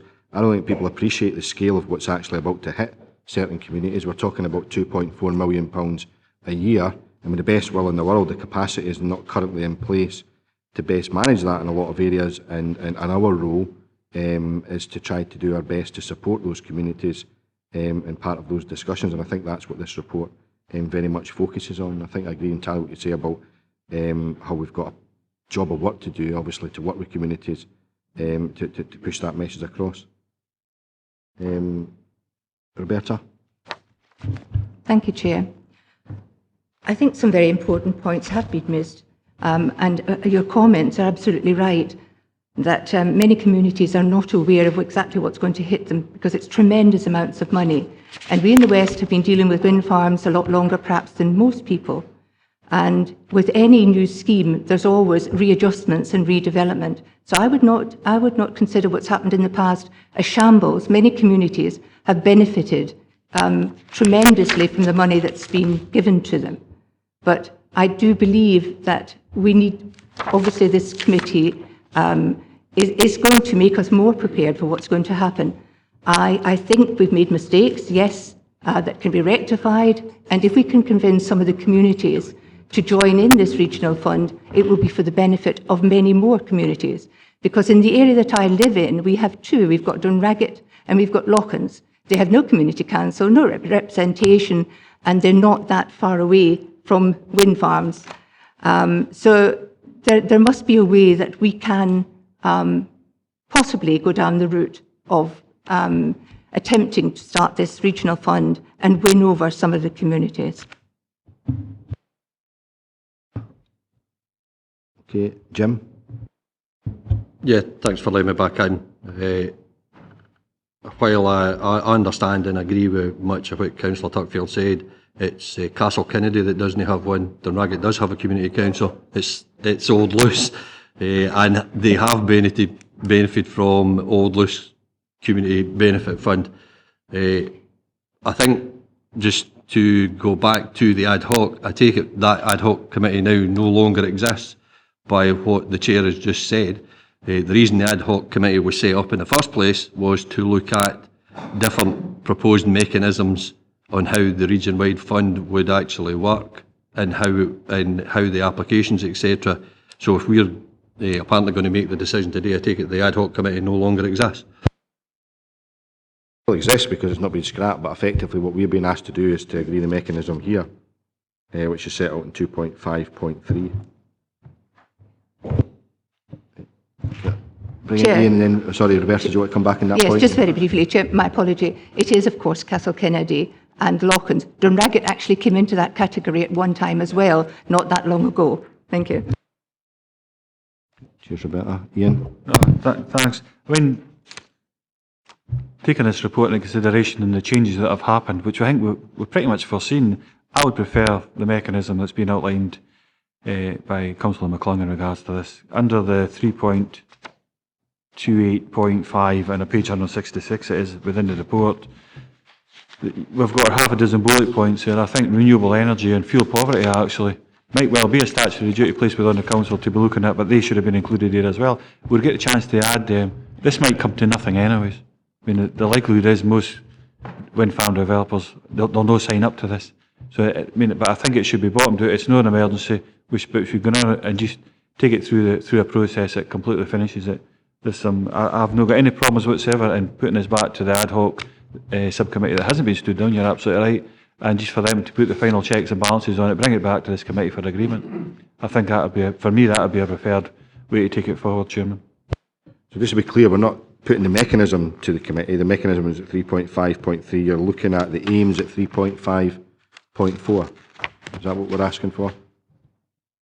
Yeah, that's what certainly it's the overarching aims of the actual of the policy is certainly what I'm looking at, and I think they could have been. There's another couple certainly when my group discussed it, we thought should have been added to that, but there's other bits and bobs I think we could have added and just made sure, just be a way of looking at it, make sure everybody's in agreement. I don't think there's much likelihood this ever coming to anything anyways as a policy. I don't think developers will contribute to it. Certainly it seems to be a great reluctance towards that, but I don't think it's a great emergency. There's no money there, that's been indicated, so It's not being bureaucratic whatsoever. I think it just would make doing a job and doing it right, Chairman. What's to stop you adding them today? I could certainly add it. Ken, I mean, we certainly propose to put forward with advice, or certainly the way McNabb, when he put this report together, his thoughts in regards to that I think what he was saying in likes of fuel poverty and renewable energy, they would be something that the council look upon as part of statutory duty, and that's something that we could possibly add on as a bolt on as an extra. We could would come under. That's why they're not included within these 6 bullet points here. But I mean, I'd just like a wee bit more time over it, Chairman. There's other points that other members brought up that I haven't got noted here, because I thought this would get put back. I didn't think this was just for a blanket. I thought the process that we would undertake was pretty much what Councillor McClung was advising. Okay, Ronnie. It's my reading of this that, you know, these are examples. I mean, examples of which way to go. The overall fund, the overall aim of this, as far as I can see, is to actually help communities, you know, enable them, and you know, to get the best deal from the wind farms and the best deals for the communities and the wider region, and how that helps at them actual areas. These examples that are given there, if you look at 3.5.4, and that's one of the things that Alistair brought up as well, is that it's recommended Fund B prevented from considering projects that are statutory obligations of any organisation. Well, anything that isn't a statutory, or by that, I'm taking that anything that isn't a statutory obligation can be looked at. So, you know, I don't know if I'm right or not, but that's the way I'm looking at it. So I don't see how we have to be that specific about everything that's in there. Agreed entirely with that point. Finlay? I just feel that if we agree this today, we're going to have communities. I just can't see any money going into the pot. We've got organisations that are looking after someone, Windfarm community benefit across in Wigtownshire at the moment by Foundation Scotland. Now, the security these communities have got is they invest the money in Foundation Scotland, and then the money comes back to those communities. I think the fear is you may have communities like Kirkconnell or Carsfairn who will be reluctant to put the money into the pot because there's no guarantee they'll get that money back. And there's no guarantees that that money may be spent how they would rather it not spent. So I think they will take the position that they would rather invest it with another organisation like Foundation Scotland rather than put it in a region-wide pot. That's my concerns. Nobody's been asked to put any money in. It's a voluntary scheme. That's the whole point. And I can't see how tweaking the criteria will change somebody's perception around. We're not saying it's a region-wide pot. That's what it's called. So we're not saying it's a Dunraggett pot or a Kirkconnell pot. That's what the rest of the funding's for those particular communities. We're not effectively wouldn't be a region-wide pot if you simply said it was for those communities anyway. They would just have the money full stop without any money going to the region-wide pot. So I don't think we can. I can't see any way you can tweak that criteria to change that. It's a voluntary pot, and ultimately it will be between the wind farm companies and the communities, or frankly it'll be between the wind farm companies whether any money goes into that regional pot or not. Ultimately there'll be the decision. Sorry, George, I keep missing you out there. It is literally the light in my eyes. You know, must be the sunshine again, Chair. Thanks very much. It's just a wee bit of clarification. I was wondering about 3.4 on page 154, where the good practice principles say now in the first instance discussions, blah, blah, which has a direct border with the application site where appropriate. They have now... They seem to have shifted the goalposts in this one a wee bit.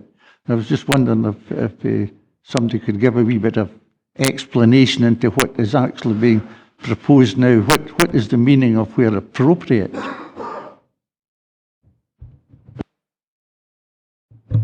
Yes, thank you for that question. Yeah, that's referring back, as you know, to the good practice principles. We've always had the 15 kilometres as our sort of tangible, quantifiable measurement.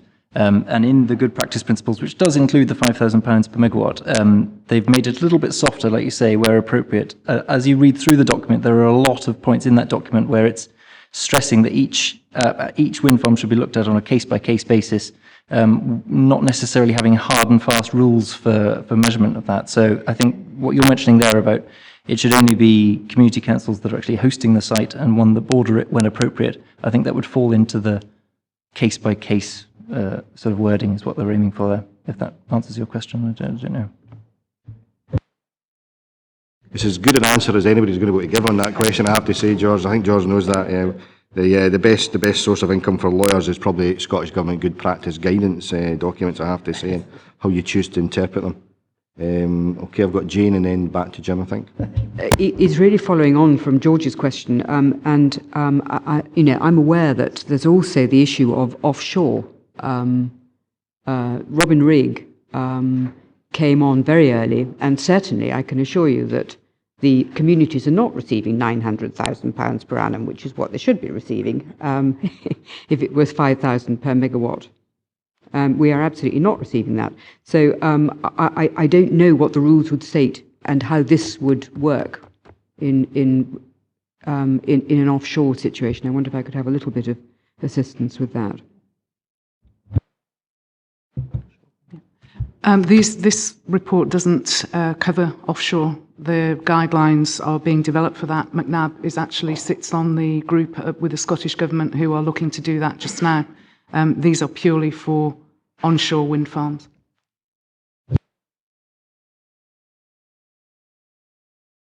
I've got Jim and McClung and then Jim Dempster. Yeah, thanks for letting me back in, Chair. Having listened to what's been said, I would move that when we get to recommendations that under 2.3 we actually refer consideration of the adoption of the proposed mechanism for the Windfarm Voluntary Region-wide Fund as contained in the appendix and as detailed at 3.28 to the current ad hoc subcommittee. That's what it was set up for. As has been said, there's no money in the pot at the minute, and is clearly referred in the report. There's hardly likely to be any money in the pot in the very near future, considering the angst and the distrust that is out there in communities that have community benefit. I don't think there's any reason to rush a proposed mechanism at the minute, and it could be referred to the ad hoc subcommittee. Just bring Craig in on that point. Thank you, Chair. No, I mean, I would disagree with your comments, Councillor McClung. I think that the whole purpose of this report is to try and encourage communities to have faith in the council again. I mean, when you read through it and you see what we're looking to do here, we're looking to remove the 50-50 split, which has been controversial from day one. I mean, that is one of the biggest issues within all the communities that we have, I'm sure, throughout the whole of the region. And this report's looking to take away that. As far as a regional fund is concerned, it's a volunteer fund, so if communities and developers don't wish to put anything towards that, then they don't have to, and we're not asking anybody to sign up to that process. We're just saying that there is a fund there available if developers so wish to contribute to it. So, I mean, I don't really see why it needs to go to a subcommittee. I do think there's an urgency to get this policy clarified and get finished off and get cleaned off the slate so that communities, developers and ourselves as a council actually know where we're moving forward with this. So I disagree with your comments for those particular reasons, and I think that this can be decided here today. Okay, Jim. Thanks, Chair. I think as far as the subcommittee is concerned, we're wasting time. There's no funds to be dispersed, there's nothing to do. And I don't think it should be convened again until such times our funds are made available. And the only thing I'll say is, 319 tells you what was wrong with the council's approach before. That's exactly what was wrong. And this is now addressed, and I don't say we need to dance round and round and round about it. If McNab now turns up to these communities and offers assistance by the council to support local communities, to draw down and maximise benefit, it's going to be a good thing. But he's going to have to go and sell that because we haven't done that to date. And members turning up at community councils where they're looking to benefit from wind farm monies are being treated with suspicion, never mind members of staff, because of the failed previous attempt to address this. So I think it's a positive approach, but it's one that we'll have to cultivate with communities because currently it's not happening. And I think the new approach will be helpful. Okay. Do we have any other, Ian? No, thanks, Chairman. I mean, I certainly be supporting Councillor McClung in regards to his motion that he's put forward, and the reasons for that. There's two pieces that are missing for me. It was the concerns that were raised by Councillor Geddes earlier in regards to the, nothing against local action group and that being a proposed structure and how we should set up that, but I'd like the reassurances that there's no chance that, because I like to see elected members on it, not just as outlined there, like to see elected members sitting on that, and I'd make sure that there was a distance enough that they weren't actually open to be sued by MD and it come out of their own pocket. It should be certainly the council that takes responsibility for that. And there's 2 points in particular I'd like to see added, and that's in regards to the broad aims of the whole policy, and that's the fuel poverty and renewable energy. I think that is a real problem. We're over 40%, we're 42% across the Dumfries and Galloway fuel poverty. We have UK and Scottish Government funding policies in place, but certainly if we can add to that just to make it work, sometimes it's just a wee bit short, and that will certainly be help. So to put it back to the ad hoc subcommittee, come back in 2 or 3 months' time, and that's it finalised. We've not discussed this with that ad hoc committee for quite a long time now. I don't see anything wrong with that at all, Chairman. I don't disagree with the two areas where there's, I suppose, not dispute, but the two areas where there's a need for further clarification and probably some amendments is around, certainly at 2.53 on page 165, the actual mechanism. I think that was coming back to the point Alistair made at the start. I think we're in agreement that we'll get a report back on the exact working of that particular mechanism. I don't think there's any disagreement in the mechanism. There's a need to get a report back on more guidance on that mechanism. And in terms of 3.54, these are examples, but there may very well be others that members wish to add. I think that's the two areas where there's a requirement for further discussion. The idea of, I think I agree with Craig, that the fact that we should then remit that to a subcommittee to then have a meeting to discuss recommendations, to then come back to this committee to have another meeting to discuss recommendations. I don't see the need to have a sort of two-tier service. I just think there's a need to have a report back to this committee to allow members to discuss that, those two particular issues. It seems to me a reasonable way forward. I don't understand why we have to, why not just involve several other committees as well, But there are two areas I think there is a need for more clarification. It's 3.53 and 3.54, but that's about the implementation and the potential for maybe having additional items under 3.54. I don't think there's a massive dispute with what people are saying. Alistair, do you want to? Well, can I say, sir, for the record, that I'm totally with you in what you've just said, and I would also commend the Vice Chair as well for his comments. I think, they certainly resonate with me. Thanks, Chair. I'm just concerned if we make a decision today to adopt the proposed mechanism, there's still some grey areas there that we're not certain about. If we don't get this right, there will never be any money goes into that pot, and we'll have wasted our time. It's crucial that communities trust how their money is going to be distributed across the region. I welcome a report back which explores the different mechanisms and who can apply for the fund and so on, and actually detail and just make sure we understand about like item the 3.5.4, the statutory obligation. These things need to be hammered out properly. So I don't think we can actually adopt it today. But if we're able to bring a report back that actually puts it into more detail, I would agree with that. If not, I certainly agree. I would second Councillor McClung and taking it to subcommittee to do that work.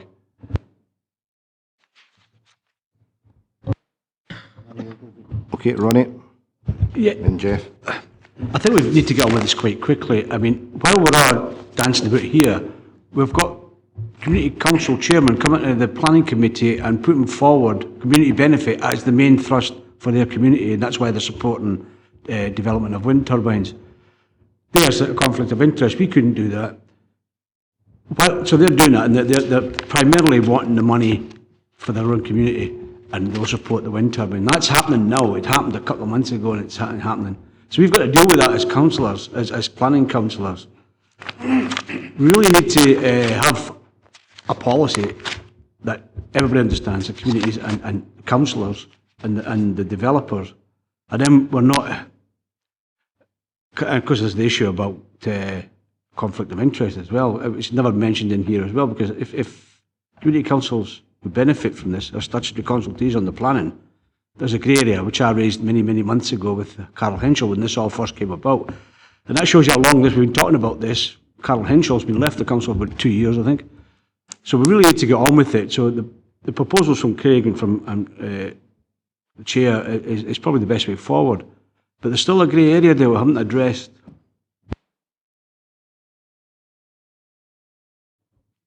Okay, Jim. Once again, thanks for letting me back in. Just to make it absolutely plain, I'm quite happy to accept recommendation 2.1. I'm also quite happy to accept the recommendation in 2.2, which would mean there would be a new policy, i.e. the 50-50 split would be gone. My problem is with 2.3.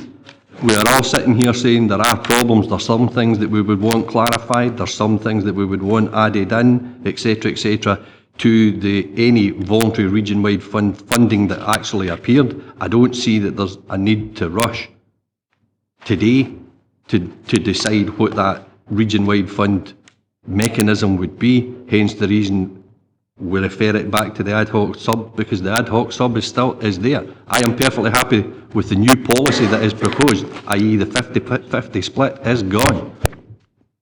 I don't think there's any dispute. I think the dispute is whether we have a report back to this committee on specifically on 3.53 and specifically on 3.54, effectively adopting the rest of the recommendations, or whether we spend time sending it to the subcommittee to then come back here again in several months' time. You know, I mean, there are two parts to the policy that there appears to be a need, at the very least, for further clarification, if not changes. And I don't see the need for a protracted process around that. But Alistair, do you want to? The Chair, if you're prepared to move that, sir, I'd be delighted to second it. Let's cut to the chase. Okay, Finlay. Thanks very much, Colin. It just, one of my examples would be in 3.5.6, information on who can apply to the fund. Now, there's no information there on whether host communities can apply for the fund or not, or what level of funding they can have, because at previous attempts at putting a policy together, there was restrictions on host communities applying to the regional-wide fund. So there's no detail on that at all, and I would be very cautious in adopting a policy that actually doesn't have the meat and the bones. So, what I'm saying is that we get a report back on developing the region-wide fund. That's what I'm proposing we do, taking into account those points. So we get yeah. Okay. Yeah. Okay, yeah. I mean, I'm quite happy to move that effectively we adopt 2.1, we adopt 2.2, and we receive a report back to this committee on the region-wide fund, which deals with effectively 3.51 to 3.5.6. Quite happy to move that. Jim? In that case, I would withdraw my motion. That was my problem, that we were just going to adopt what was in there. Now we're getting a report back, and 2.3 recommendation is actually being delayed until we get another report back. I would withdraw my motion. Okay. Okay, members quite happy with that, effectively. Sorry, Jane, do you want to come in? Yep. Could you possibly, Chairman, really help me with exactly what we are receiving a report on? We're receiving a report back on the region-wide fund, which is covered in 3.5 of the appendix. Now, as things currently stand, effectively that report back will deal with areas around the membership of the proposed leader model at that point. Members aren't happy with that, they can make changes to that. But effectively it will be based on what's contained within 3.5, but carry out more detail. There'll be an opportunity then for members, if they wish to add to 3.5.4, and there's an opportunity between now and that report coming back, I think, for members to feed into that process. I think it would be unfortunate if we find ourselves having this debate at the next meeting and members out of the blue put forward suggestions. I think it's an onus on us to speak to officers if there are any particular areas around 3.5.4 we think are excluded. We should be putting them forward. I think it's fair to say that officers did consult groups or offer to consult with groups in advance of this report. There was an opportunity for members to feed into that process. There will be an opportunity at the next committee when we get the report on that to feed in again, but please do so before we get to that stage instead of on the actual day itself. I think that would be quite helpful. So just to be absolutely clear, we're getting a report back on the implementation of the region-wide fund, but the rest of the papers agreed. Is that, members happy with that? Can I just check with officers are clear what we're saying there, yeah?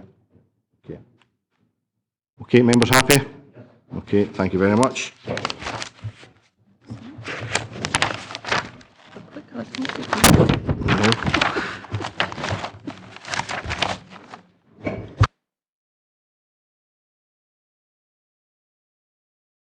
members, can we turn now to item number 9, which is a report on Stranraer Gateways. Ask the Director if there's anything he wishes to add to the report. Nothing to add, Chair. Okay. Members? Graham and then Alistair. Thank you, Chair. Am I correct in assuming that we're leasing a piece of ground for 5 years that somebody else owns, albeit for £1? We're going to spend to the maximum of £30,000 on it, titivating it and doing it up. And at the end of 5 years, the owner of the ground can walk away and, in simple terms, he's got his ground tidied up, landscaped, everything else. He can walk away and it reverts back to him.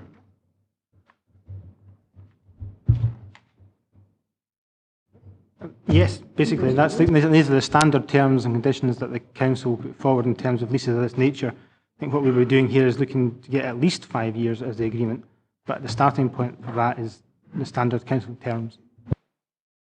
In other words, I'm correct. At the end of 5 years, the landowner has got his ground tidied up and he can walk away. Well, my position's quite plain. I thought the proposal at this site was aesthetically unattractive, and I also thought it was poor value for money. So I would move that we do not progress with the proposed leases. Okay, bring in any other members. Jim? I would propose that we go ahead and do the lease. We've run round the town long enough on this. The decision was made that we would actually do this. We need to do the rent. We need to do the rental to actually carry it out. I propose we just go ahead and accept the recommendations. Okay, I think I've got Alistair then, Roberta. Thanks, Chair. In the interest of transparency, sir, who are the landowners in question?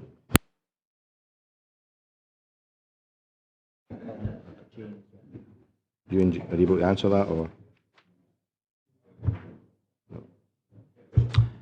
That's not information that we'd normally put in a report of this nature, but I'm happy to make members aware of that further to committee. Okay. Okay, I've got Roberta and then Jane, who's waving a document at us.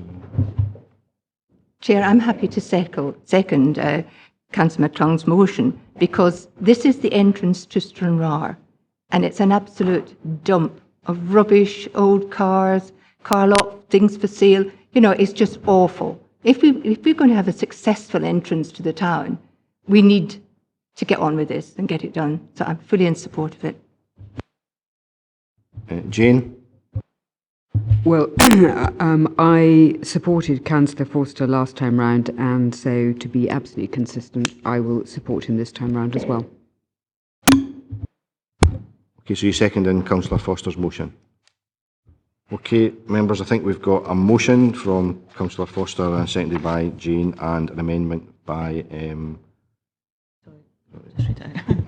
Chairman, the motion's by Councillor McClung, seconded by Councillor Tuckfield, to agree to progress the agreement today. The amendment by Councillor Forster, seconded by Councillor Maitland, is to not progress the agreement today. So motion is to go ahead, the amendment is not to. Sorry, the motion is to... motion not to? No, seconded first. Members clear? The chair's clear. Chairman, motion or amendment? Motion. Vice Chairman? Motion. Councillor Carruthers? Motion.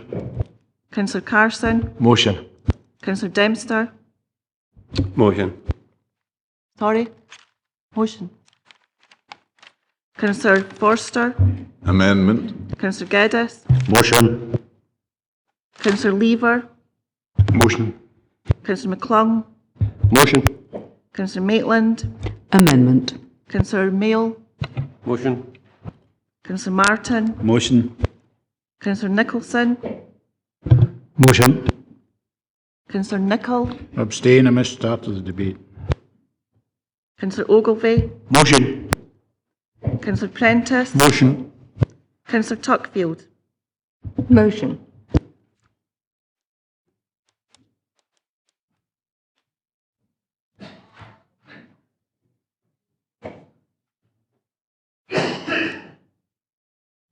Fourteen votes for the motion. The motion is therefore carried.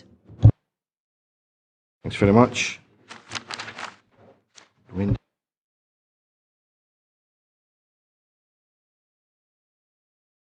Okay, members, can we turn now to item number 10, which is on page 173, which is on regeneration engagement. Can I ask the Director if he wishes to add anything to the report before members? Nothing to add to the report, Chair. Thank you. Okay, can I open it up to members? Ian? Thanks, Chairman. I certainly welcome the report. It's been a long time coming. That's the first thing to say about it. But I've got some issues, stroke concerns in regards to it, but I'm quite sure we'll get these bottomed out. I think what we'll look to do is to take the bulk of the body of the report and refer it to the ad hoc subcommittee. Just the ad hoc subcommittee are very well aware of the actual, this is here in the first kind of, this is an ongoing subject or certainly issue. Certainly I know it's been raised by both Councillor Brodie and myself in regards to that, so they are looking at it.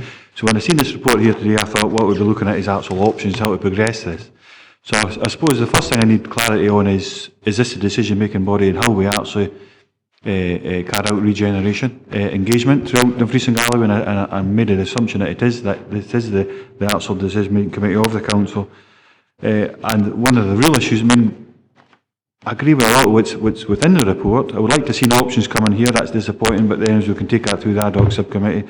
But the removal of CORES was, I didn't actually pick up on that at first, but I mean, I think the last time we spoke at CORES, we spoke about the future, not because this was coming up, we weren't actually aware of this at all, but we spoke about the future, how it should go forward, and it was very much of the view that we should certainly take it forward. It should have a slightly revised remit.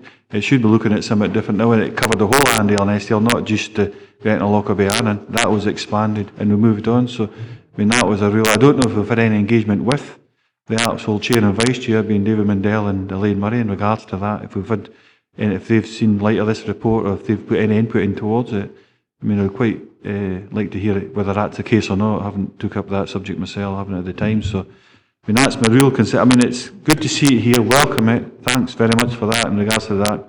Certainly see it referred back to the ad hoc subcommittee. But has the removal of CORES is one of my biggest issues in regards to this, and whether the chair and vice chair have actually been consulted on that at all.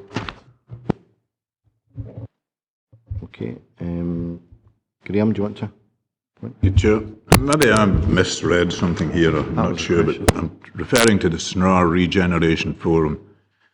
I've lost the place here, but you outline what happens, etc., etc. The forum will meet no less, blah, blah. Who are on the forum? Because you don't quantify it to the same extent as you do with CORES and other ones. Who, you've said the elected members, Chair of Whig Area Committee. I've lost the paragraph, I'm looking for it as I speak. But who are the other members of the Regeneration Forum? Because I can't see them delineated here.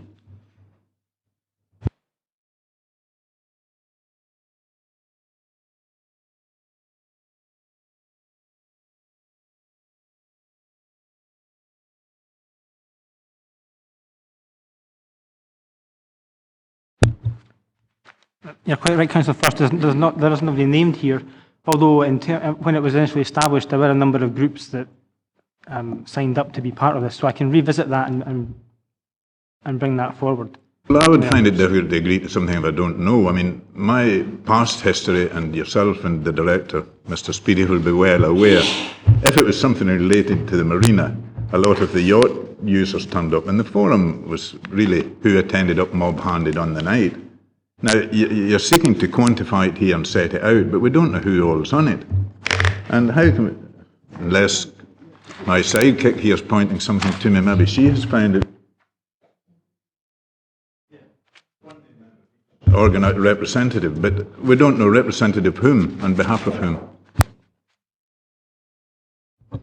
I think it's interesting that the members for the ward, which are specified in it, don't know the membership, which maybe says a lot about the success of the organisation. But I think the report does say quite clearly that members are co-opted, so it's not set out here in the Appendix 2, but it's actually members of that group can co-opt people. So clearly that group, of which you're a member, have co-opted a number of people. I mean, I think for me the report, though, it needs to, effectively we need to start with a blank sheet of paper almost and say, what do we need to put in place around regeneration? And at the moment, where I think we're missing a trick, and quite a significant trick, is the role of area committees and making sure that we're scrutinising regeneration projects. It's not with the best will in the world the role of outside bodies, particularly our involvement in those outside bodies, to determine what the council's policies are. They feed into that particular process, and I think effectively some do that well, others quite clearly, if we don't know the membership of one of them, clearly maybe isn't as effective as others would be. And I think what we have to do is to make sure, and I think the report covers this very well, beef up effectively the role of area committees when it comes to the regeneration projects. They're the committees, they're the groups that are elected. We have the opportunity to carry out community meetings in which we involve the public coming along, and anybody who wishes to, whether they're currently a member of the Regeneration Forum or not in Stranraer, to come along to those area committees and feed into that particular process. And I think that's the best forum for taking these forward. And I think we're kind of missing the point here by sort of debating a group that with the best will in the world is probably by its sell-by date, and likewise in relation to Corries as well. I think it is probably by its sell-by date, and what we need to be looking at is the involvement more of area committees, who ultimately will put recommendations forward to this committee when it comes to any spending by the council, and this committee, as everybody knows, will make the decision at the end of the day, basically. I've got Jim Dempster, then Jane, and then Jim McClung. Thanks, Chair. And again, very specific question, 177, 3.28.4, the establishment of groups in Lockerbie and Upper Nithsdale has progressed. And I know that 2.2 in the recommendation simply asks that we progress that, but after that, will there be some indication of a timescale? Because I know Ewan has been dealing with this, and I know it's been progressed, the arrangement for regeneration engagement and ongoing development, hopefully. But I wouldn't like that to be sort of 5 years hence, because it would defeat the purpose of acknowledging the situation that all these communities are in, whereby it's immediate addressing that's maybe necessary, and no necessarily a long-term or a future prospect. And I don't maybe expect notification or an indicative timescale today, but it would be helpful if an early opportunity that could be forthcoming. Ewan, do you want to come in?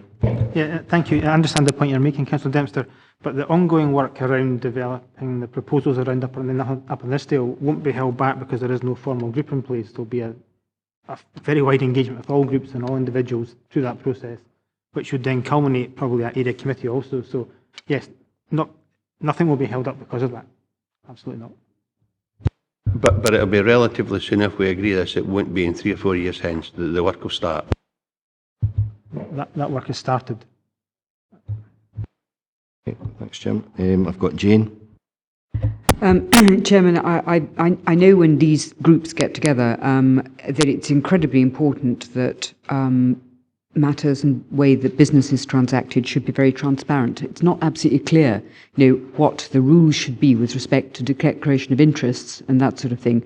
I think we should give that a structure. I think it's very helpful if people know what is expected of them, and it's not clear in this document here.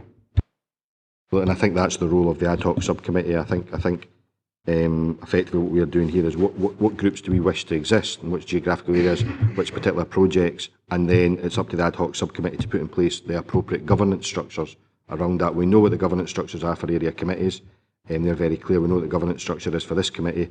I think what we're remitting to the ad hoc subcommittee is for them to put in place the actual governance structures. If we're clear the format, and I think that is clear in 3.27, which groups we wish to have, it's then up to the ad hoc subcommittee to make sure we've got a robust governance structure, which I think, to be fair, we haven't really got at the moment. Ian? Just to be clear, Chairman, I did ask a question, I'll come back to that, which wasn't answered earlier. Agri and TAFs, we've seen it for over 2 years now. It should be through the area framework. That's where it should be, through the area committee. We should be consulting it. We've got a clear, open and transparent procedure there, and the governance structure is already set out, and that's the way we should be doing it. In regards to the Corries, I would disagree with that side in regards to this, but I'd like to have got an understanding, was Corries themselves in general consulted in this, and if not, then I would take a different view, but I'd like to get an understanding if Corries been consulted in regards to influencing this report. No, because the recommendation is that if members agree this, that we would then engage with stakeholders, because what I'm not suggesting in the report is there's not a need to have some discussion and a way of promoting and lobbying for the M74 corridor area. and therefore that would be the basis of discussions with the stakeholders around the table. You know, that's very helpful, but I just think Cora is, as a concept, is very good. It could work as well in the west of the region as it does in the east, but it needs to be expanded and its remit changed. Yeah, I've got Jim McClung, then Ronnie Ogilvie. Anyone I've missed now? Yeah, thanks, Chair. Regards the Stranraer Regeneration Forum, I couldn't agree more that it was past its sell-by date. The Director will well remember one of the last meetings where they were asked to consider all the documents of the proposed regeneration of Stranraer waterfront, and they all refused to actually give the council a top 10 of what they would rather see. They all wanted to fight for their own little corner. As regards the membership, as far as I'm aware, members were asked to sign agreement to the memorandum of understanding, and I note with particular concern that actually the memo of understanding actually said that members were supposed to consider and recommend future priorities, which they certainly didn't do that night, and to advise the council on priorities. Well, they did advise the council on the priorities. It's my one, I don't want anybody else's done. However, there is a chance here that we could actually recreate the forum and actually make it do some good and actually carry out.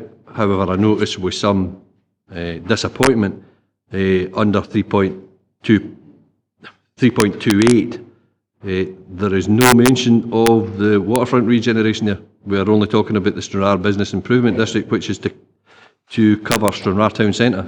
I would think anybody in Stranraer would agree that the regeneration of the waterfront is at least important for Stranraer and the surrounding area than just Stranraer Town Centre. I would agree entirely, and I think that's where the area committees come in. I think that's a key role for the area committee to feed into, absolutely. I think there's a recommendation around the number of community meetings we have, and obviously the area committee can extend them, but I think that's the forum to make sure that the council are aware of what people wish to see developed in and around the waterfront. I have Ronnie Ogilvie. Thanks, Chair. It's a case of be careful what you ask for. I'll deal with Corris first. If you read the papers, it does say that we're not going to disband it today. We're going to have consultations and talk to stakeholders, and I've had assurances that that will be done through the Chair and other people I've spoke to. Because, and also you referred to the SSG, and I'm the Chair of the SSG. I'm not being consulted on that, so the SSG's constitution at the moment doesn't allow it to do what Corris does. But we can look at that. The other thing is the regeneration steering groups. They've had bad press. However, if you go back to where they came from, nothing was happening in Annan. We had the initiative, we had the community council, and a plethora of other wee groups, with nothing, no energy, nothing. So we decided to pull it all together and created the Annan Regeneration Steering Group. And out of that came the master plan. Well, I won't go through the whole history, which was held up at P&E as a good practice. What I'm looking for as a reassurance, Chair, is that if it goes to the ad hoc subcommittee, which has a remit to look at 99 outside bodies, when I asked Eric Crichton what the total number was, it was 99. That was nearly 2 years ago. So this group has obviously taken a very, very, very considered look at that, because it's 2 years before we get a report back. We're sending this to the ad hoc subcommittee as well. Gretna and Annan have regeneration steering groups, which has councillors, community councillors, business people and other community groups on them. I totally agree that there should be some generic governance arrangements so that there's clarity there. I totally agree with that. However, I don't see how the area committee can be the focus for that, because Gretna's got a different need than Annan. The area committees had all the powers taken away from them when we went to the area management framework, and we just became scrutiny committees. Now I'm pleased that we're going to get some work to do, and but how the question I'm asking is the relationship between the regeneration steering groups and the area committee, because they'll still have to go and work, because we've got people on there in good faith. They're not part of the area committee. There's different governance rules around area committees, because we're all elected members or officers from the council, whereas the community councils and the business people and the community groups don't come under that same governance arrangement. So I I'm sure that will all be teased out at the ad hoc subcommittee within the next 2 years or so. But I really want assurances that there'll be proper consultation with Corries and the SSG, and that when it does go to the ad hoc subcommittee, that we don't throw the baby out with the bathwater, and some of the recommendations that come back will be sensible and take recognition of where these groups came from. Thank you, Chair. I know it's a long thing, but I wanted it off my chest. I'm sure you feel a lot better for it, Ronnie. I think we're very clear, though. We're not proposing, and certainly not in this report, proposes getting rid of the regeneration committees in Arran or Gretton. In fact, they're looking to expand them into Lockerbie and Upper Nister. I think that's very clear. It's about the relationship between those committees and area committee and area committee and this committee. So although there's no proposals to get rid of the excellent work those organisations do, I think we have to be very clear on that and not send that signal. Do we have any other members? Okay, Jim. Yeah, thanks for letting me back in. Can we just, if you're going to turn to the recommendations, it says in section 2.2 says actions detailed in section 3.28. Can I just ask that Stranraer waterfront regeneration be added in there, because the only mention, as I said, in Stranraer is the town centre when it is being referred? Where are you proposing to add that in? If it would mean an amendment to 2.2 to add in, and also the Stranraer waterfront regeneration, I'd be quite happy to propose that. It's just I feel it was a slight failure under 3.28.2 not to mention the waterfront when they were discussing the business improvement district. Yeah. I think I understand the point entirely you're making, Councillor McClung, but I think in the same way that things like Whitesands regeneration are special projects of significance, and we engage as widely as possible and then come back through area committees, I would see Stranraer Waterfront as being that same kind of strategic project, and hence the reason I didn't put it in here in terms of what you might call local consultation, because the Stranraer bids group that's been developed is actually quite strong in terms of getting the groups around the table in terms of town centre issues and issues that affect issues that affect the town centre and the community there. In the same way for Dumfries, with the town centre forum. For the waterfront project itself, I think it's such a big project that it merits having more strategic engagement, and that would be driven through committee. In that case, with that explanation, I'm quite happy to accept the recommendations when you turn to them. Okay, thanks, Jim. Can we therefore turn to the recommendations, just so we're clear what we're looking for? The members happy to note 2.1. We're happy, obviously, to agree to recommend to the ad hoc subcommittee effectively the structure in place, and obviously, but we're clear that the role of the ad hoc subcommittee is to draw up the appropriate governance arrangements around these particular structures.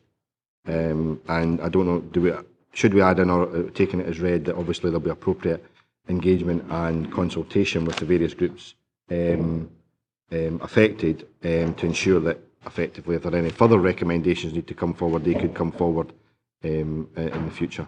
Would that be members happy with that? Alistair? As far as I'm concerned, so it would be better to spell it out rather than to take it as read. Okay, so members happy there will be appropriate consultation with the groups affected, and any further recommendations that come from that consultation will obviously come back to this committee in due course. Okay, Ian, yeah. Sorry, Chairman, I thought the consultation should go into the ad hoc subcommittee, then come back here. Well, I think we have to be clear, the ad hoc subcommittees are primarily about mainly the structures, but also the governance arrangements. I think it's really probably this committee that looks at the wider regeneration. If there, for example, I know that one of the roles of Corries involves the enterprise company, so is there something that we need to do as a strategic committee to look at a relationship with the enterprise company? Likewise, around the issues to do with the fact you mentioned that it's chaired by Dave Mundell, the vice chairs, Elaine Murray.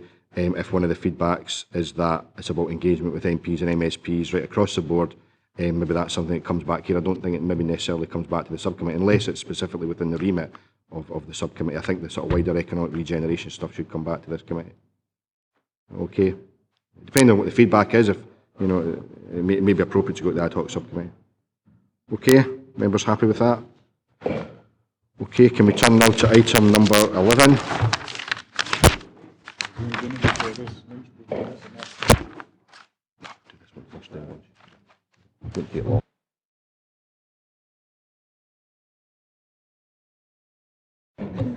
Okay. As we're getting close to lunch, I'll go through this report page by page if you want. The starting point is page number 191. Can I ask the Director if he wishes to add anything to the report before members on the supplementary guidance and the local development plan? Thank you, Chair. There's nothing to add at this stage. Thank you. Okay. Can I open it up to members? Alistair. Clarification for me, please, Chair. We're talking at paragraph 3.1. It expands on and supplements policies and proposals in the local development plan. It's the intention that the supplementary guidance listed in this report will be statutory. How do we go about, sir, conferring that status on it?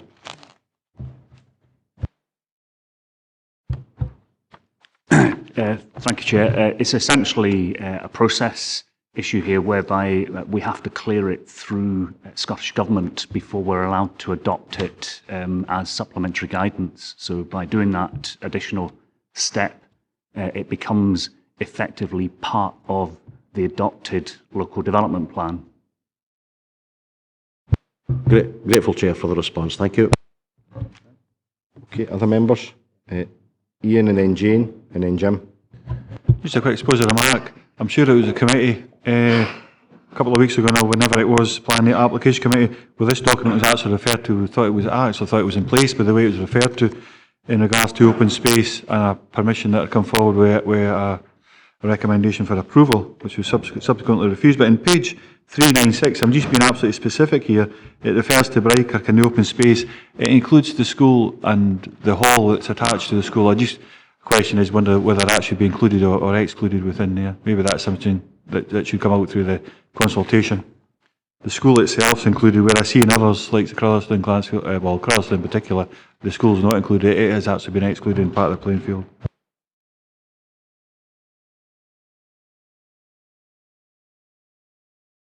Hi, thanks for pointing that out. I think it's probably something that will probably come through in the consultation. I think it's possibly just an error in the plotting, because some of the sites were taken from the old local plan, and it could just be a community use as merged into the open space use. So it's possibly, it's not necessarily deliberate that school's been kept in there. So it's something that we'll note. Thank you. Just add to that as part of we're just about to go into a 6-week consultation period. So if there are any detailed points that any members want to raise specifically about the detail of any of these inset maps, then there's the opportunity to do that directly with us during that 6-week consultation period, and then we can take that on board when we bring the finalised version of these back for committee to consider. Okay, members happy with that? Yep. Okay, so there's an opportunity there for members to feed in if they spot any issues, such as the one that Ian highlighted. Jane? That is helpful to know that we'll get another bite at this. That's fine then. Although, what about the issue about it having been out to the public and then we come back here and change something? If you remember rightly, that was part of the problem last time round with the planning system that we felt was deeply undemocratic. So are we going to be able to change something?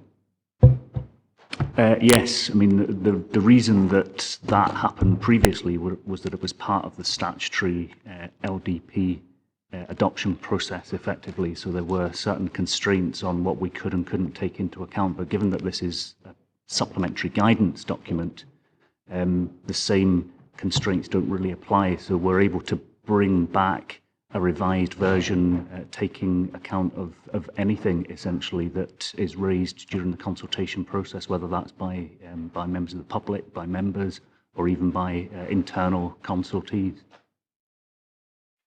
That's very helpful to know. I must say I feel a bit calmer about galloping through this just before lunch then.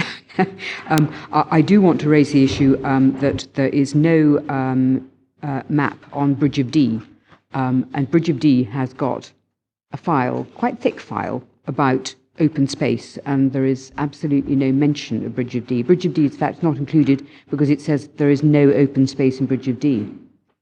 Well, actually I don't think that's entirely right, but thank you. If we've got an opportunity of coming forward, then.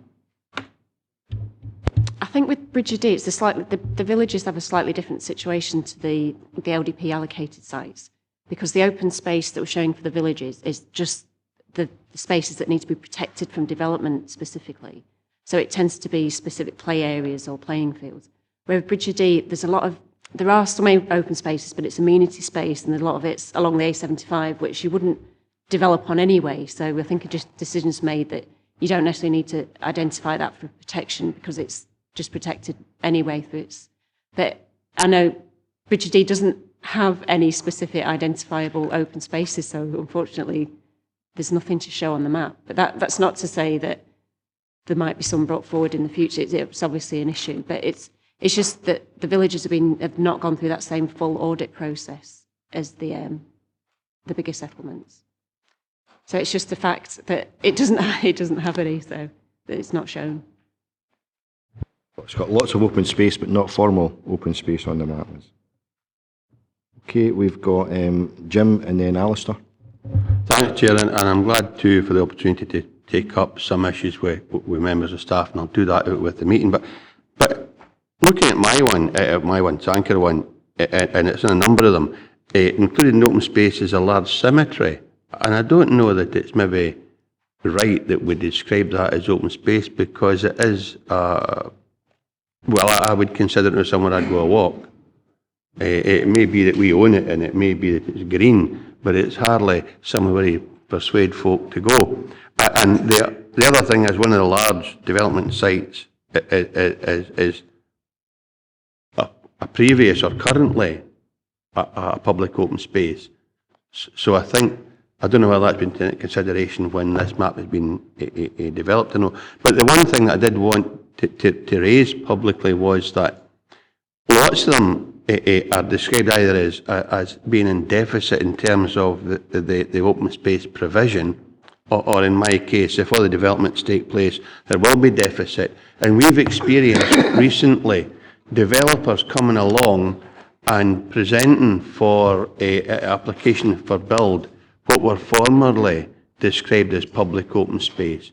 So I would like to rehearse or make sure that if we describe a development as having to have public open space contained within it, that it's actually developed, maintained and created, and it's not just simply identified and then some number of years later on we get an application to forego the open space and develop, because that's what's happening very frequently at the moment at planning committee, and it's causing consternation amongst some members. So when we identify spaces in new developments, can we ensure, and I don't know how we do it, but we ensure that it is developed and it's not just simply left, and then they come back with a number of images later on saying there's nothing happening here, it's a waste of current space, we'll just infill it with houses, because that is undoubtedly what's happening on some occasions in the region at the moment. Chair, sorry, Christine, I'll bring Christine in to respond to some of your detailed points, Jim, but I think in general terms, the bigger point that you're making about how do we secure this, and that's really the purpose of now having this supplementary guidance, to make some of the processes a lot clearer, in particular, not only the process for identifying the areas of open space, but actually also getting a good understanding about the process that we go through around the adoption of open spaces within new development, to make sure that that's absolutely clear to everybody and that we have an agreed procedure that we go through. That's contained within this draft supplementary guidance. And obviously we can secure that through the use of planning conditions and, if necessary, legal agreements attached to planning permissions. Christine, I think, is going to respond to your detail. I think the first point was about cemeteries, because they are technically open space, because we followed, it's Planning Advice Note 65 on open space, and cemeteries is one of the categories. But I think what we have done in the audit is just suggest that they're not necessarily publicly usable while they are technically open space. Because there's lots of different purposes for open space. It might be visual amenity as well, and some maybe old graveyards. It's more of a visual amenity. So whilst they are technically open space, we wouldn't consider them to be publicly usable like another sort of open space. And I think you made a point about some of the settlements of showing a deficit in open space. That's because, again, with we've made a distinction between what we think is publicly usable open space. And really, when we're talking about a deficit, we're talking about the spaces that are genuinely publicly accessible at all times, rather than things that might require pre-booking, or that, things like cemeteries that you can't necessarily use. So that's where it may appear that there's quite a lot of open space, but if the open space is a golf course, say, or a lots tennis court, then it isn't actually usable. So that might explain that. Thanks for that. Thanks very much, Chair.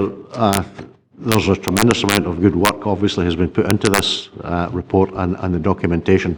I particularly like with one exception, the comments about the tenor of the report on housing development immediately outside settlement boundaries.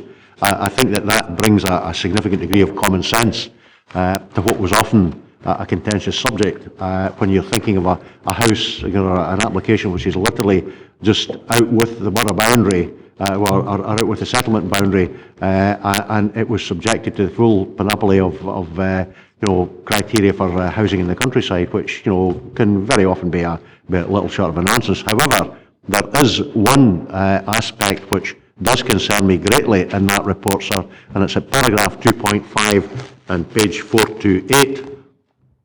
It says that in order for an application to be determined under this policy, the applicant must demonstrate that the evidence in the housing land audit, which is current at the time of the application, clearly shows that there is a shortfall in the effective housing land supply.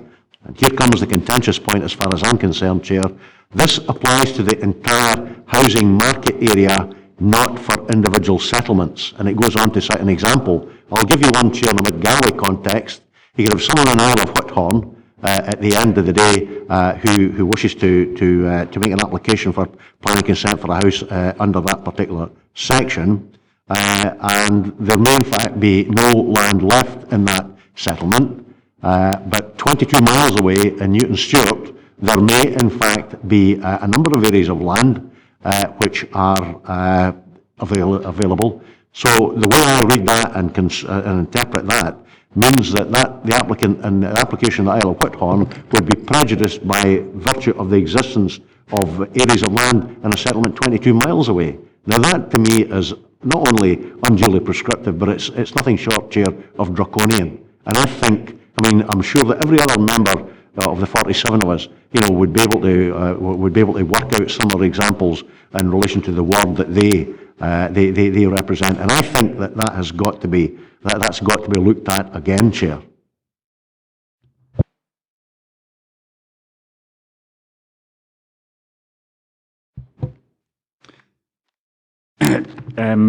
Chair, the comment that I would make in response to that is to explain again that the whole basis for identifying housing need within the LDP is housing market areas, and these were prescribed for us in the local housing strategy, and that's why we use them as a way of assessing whether there is sufficient land available, and it's used as if you like, a planning unit or a planning block to assess whether there is sufficient land made available. The reason that it's included as a test in relation to policy H4 is that the main justification for going beyond what we've put in the LDP in terms of allocated sites and starting to release chunks of land outside of settlement boundaries has to be that those sites that we have allocated, which relate only to the sites identified in the LDP. So some of the villages, for example, I think you referred to, villages don't have any allocated sites, so sites will be coming forward hopefully under the new villages policy within those. So this is only really about those allocated sites, and it's to address the issue in doing the forward planning and putting in those allocated sites. There is an assumption made and a test that's made as to whether these sites are going to be effective during the 5-year period. The housing land audits that we do every year is a way of testing whether those assumptions are actually proving to be correct. So if there are any problems or difficulties with sites and it looks like they're not going to be delivered within the 5-year period, then that information is published in the annual audit and can be used as a justification for releasing an alternative site. And yes, that alternative site could be in a different settlement, but as long as it's within the overall housing market area, that's the key block that we're concerned with. And I suppose the flexibility works both ways, because on the one hand, you're able to take into account the problems that are being experienced in a range of settlements and bring forward solutions to those problems in a range of settlements, rather than that being constrained purely to, for example, Stranraer. Yes, that's helpful and reassuring, but I mean, I would want to see that explanation, sir, incorporated into the ultimately approved documentation, because, you know, I have every respect for Mr. Rogers' professional and personal integrity and the explanation he's given us today. But, you know, X years down the line, if it's in the actual documentation itself, you know, as in the form of an example or along the lines he's indicated, at least it's there for the record. Otherwise, it can tend to get misconstrued or lost in the mists of time. So, as I say, I'm grateful for the reassurance and the response, but I think we've got to incorporate that into the documentation, would be my view. Yep, certainly if there's any lack of clarity in here, then we can address that. The most important thing is that we can't deviate from what we've already got in Policy H4, and Policy H4 does set out quite a lot of that detail already. But certainly we can put in some more explanation. That would help. That's very helpful, Chair. Just before I finish, sir, can I defend the honour of the village of Garlison at page 321? We were talking about land and settlements. I notice it mentions ground around Fort, F-O-R-T, then separate word, E-V-I-O-T. That makes it sound like something out the Oregon Trail. I will put it to you, Chair. It's really for Cheviot Gardens, one word, please. We learned something new today. I wondered where that fort was. Okay. We've got Jim McClung and then Ian. Yeah, thanks, Chair. One of my points is just a carry on for Councillor Geddes' last point. I'll give you an example. There's no land in Dromore, so you're told to build in Stranraer. And then we get the answer about effective land supply as by the land audit for every year. There's areas in Stranraer that are still being classed as effective that have been in the local plan for years and have never been actually developed. So I worry about how effective we are at identifying effective land supply. My main point is, in page 221, we have a diagram that shows an acceptable development for a building line, i.e. you're not allowed to build in front of a building line or behind a building line, which I find actually quite reasonable. However, when you then go to page 223, on the top right hand corner, you have what's an unacceptable development and an acceptable development, and lo and behold, we're saying the acceptable development is actually behind the building line, and it appears to be just because they've got curtilages for car parking. That really doesn't make any sense. We're saying in one part of the same supplementary guidance that you've got to build your house in the line of houses, and then but if you put a curtilage for a car in, you should be building your house below the line or behind the line of the rest of the houses. That one doesn't make any sense to me. So say if you look at the diagram page 221 and then look at the diagram at page 223.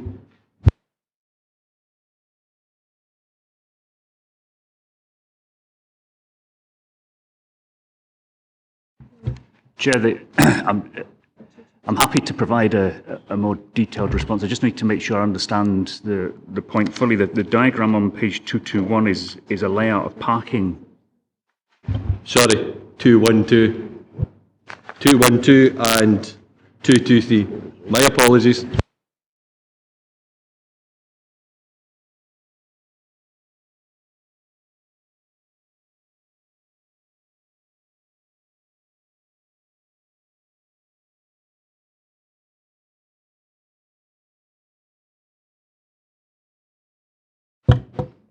I think, Chair, I take the point that's being made here. I think what we're trying to demonstrate is that where you have a situation where you have an established building line like the one that's shown in 212, then to deviate from that substantially, as is shown in that diagram, is unlikely to be acceptable. However, there may well be circumstances where it's better, in order to break up the monotony of having just a straight terrace, a continuous terrace all the time, then it actually makes some sense to step back that terrace and to add some visual interest. It could be that the diagram on page 223 kind of exaggerates that for effect, but I think it is two different situations that we're talking about. And again, if that's not clear, then we can tweak the wording to that to make that clearer. Okay, Ian.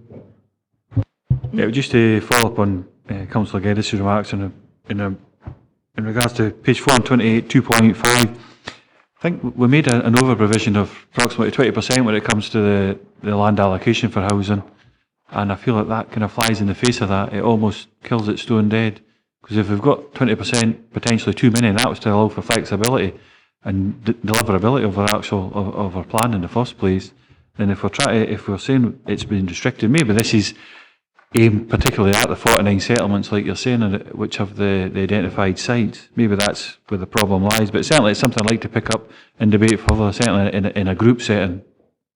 Probably not here, because I'd like to get in probably quite a detailed discussion in regards to that, but as it stands, there's a conflict here because of an over provision within the plan already. That was on purpose to allow for flexibility and deliverability of the plan, but here we're restricting it. Just there's 49 settlements within the plan, with that obviously a clear restriction, and we're keeping that development stuck primarily to identify sites. When I did actually ask at full council when it was going through if there was a site adjacent to a particular settlement, could that be allowed before? It's because it had the 2024 clause on it. Would that be allowed to actually be taken into consideration? The answer I got back was yes. So there is a conflict. I would like to thrash it out a little bit further, Steve.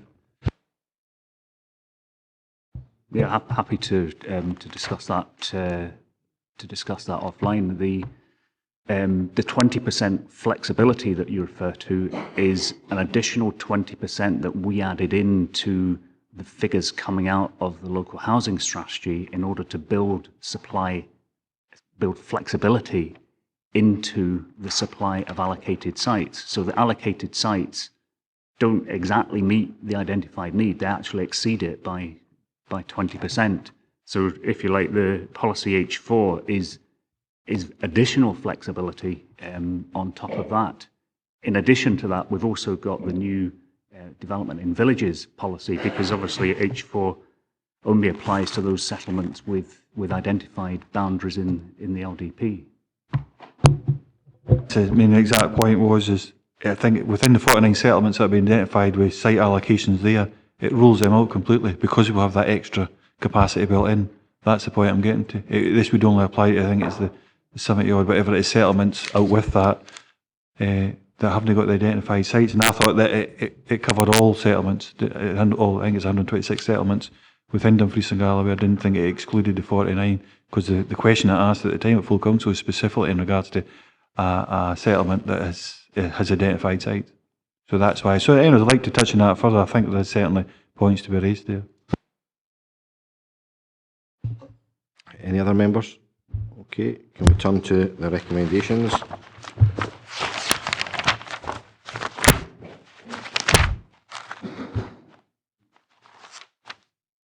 Okay, members happy to agree first recommendation, and 2.2 and 2.3. Okay, and obviously a reminder that members have an opportunity to feed in during that consultation process. Okay, thanks very much, folks. Okay, we're going to break for lunch and be back in 30 minutes. Can we turn to item number 12, which is a report on the proposed Scotrail franchise from 2015 to 2025. Can I ask the Director if there's anything to add to the report before members? Nothing to add, just to say that unfortunately Head of Service is off ill today, and Douglas has very kindly come along to answer some detailed questions. Okay, thanks very much. Can I open it up to members? Graham? Thank you, Chair. Nobody else is going to speak. We note the report. It's not what the people in the West would want. If I was to relay what feedback and what feelings I have from the West, the people would like to retain 3 trains by direction per weekday. That's like 6, but at least 3 times per week. And, I mean, historically, the Stranraer people looked upon the train as a connection to Glasgow. I note from the report that we'll have greater connection to Kilmarnock, Carlisle, Dumfries and that, but people never jumped onto the train to go to that direction once they lifted the railway line between Stranraer and Dumfries. Essentially, there are improvements within the report, but we would like to retain at least 3 each-way trips per working day, i.e. Monday to Friday. Reduce it at the weekends if need be, but if there was a wish at all, that's what we would like to retain. Okay, thanks for that, Graham. Roberta and then Jane. Thank you, Chair. I agree with everything that Graham has said. I also have had representations from the town, and people are quite vitriolic in actual fact, because they make it very clear they've lost the boats, now they've lost the direct train. The comment was made by a shopkeeper, we may as well close the door on Stranraer, the economy is so flat. However, my points relate to the requirements for disability access. Anyone disabled would not be able to adequately change trains at Ayr. And I'm not just thinking about disabled people either, I'm also thinking about families with young children and prams, etc. So it's not a satisfactory situation at all. Okay, thanks for that, Roberta. Jane? Part of me longs to tease you and say you're jolly lucky to have a railway at all. I think we're the only part of the UK with no railway in the whole of the region. What I will say, though, what I will ask is do we get an opportunity to talk about last train times? I mean, at the moment it's completely impossible to go to Glasgow and come back in the evening having been to something or been to a function or done something. I think the last train leaves at about 8 minutes past 10, and that's just too early. What sort of input do we as members have to that type of thing?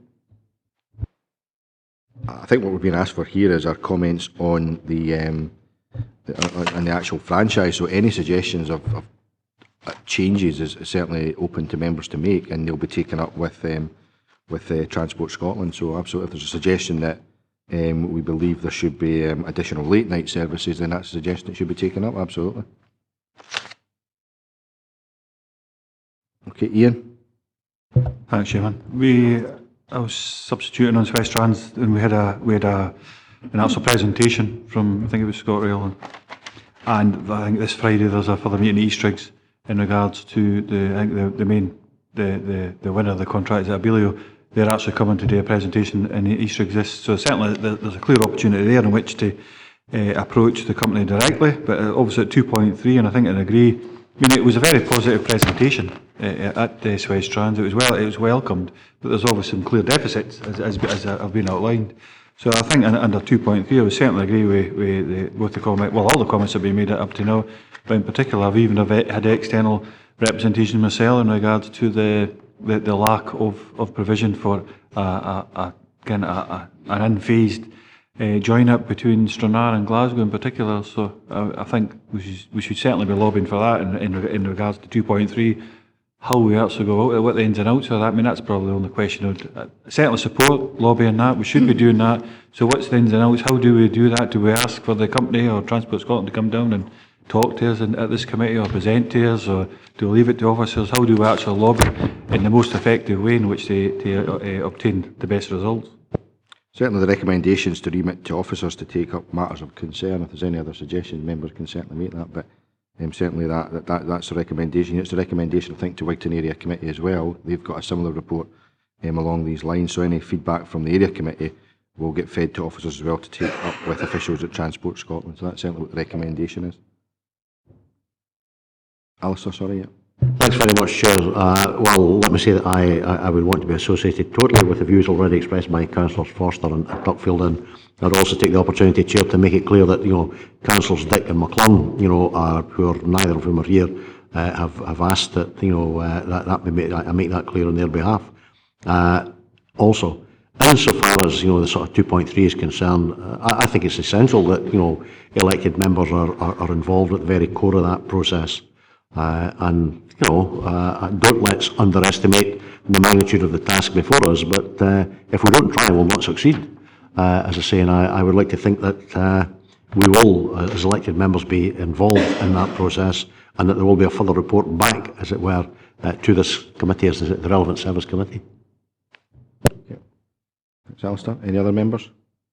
Can I make a few observations regarding the changes around the Glasgow to Dumfries Carlisle line? I mean, I think the changes are very welcome. I think the demand on that service is quite substantial, particularly in relation to commuting purposes. The big concern I've got is that these changes don't come into effect until December 2017, which is obviously several years away. I understand it's to do with the fact that effectively the additional rolling stock won't become available until upgrades take place in other parts of Scotland. But I think we do need to flag up that we welcome these changes, but we're disappointed that they won't come into effect until December 2017. We should urge for some of those changes to take place sooner rather than later, because the demand for these services is there already. The franchise begins in 2015, it doesn't begin in 2017, and we should be looking for those services earlier, if at all possible. So I think we've probably... Sorry, Graham? Chair, it's just how we take it forward. As you quite rightly said, it's coming to Wigton Area Committee tomorrow, which is perhaps a shame, but there's only a day between it, and you've said that the views expressed there will be collated with the views expressed here. But one way of taking it forward would be for a few elected members from Dumfries and Galloway, preferably the west, a few from perhaps South Ayrshire, because it affects Bar Hill and all these too, and Saylsa, whether we like it or not, to meet with Transport Scotland. That would, in my opinion, would be one way of taking it forward. A few councillors from Dumfries and Galloway, a few from South Ayrshire, Saylsa, a few officers from them, and try and arrange a meeting with Transport Scotland.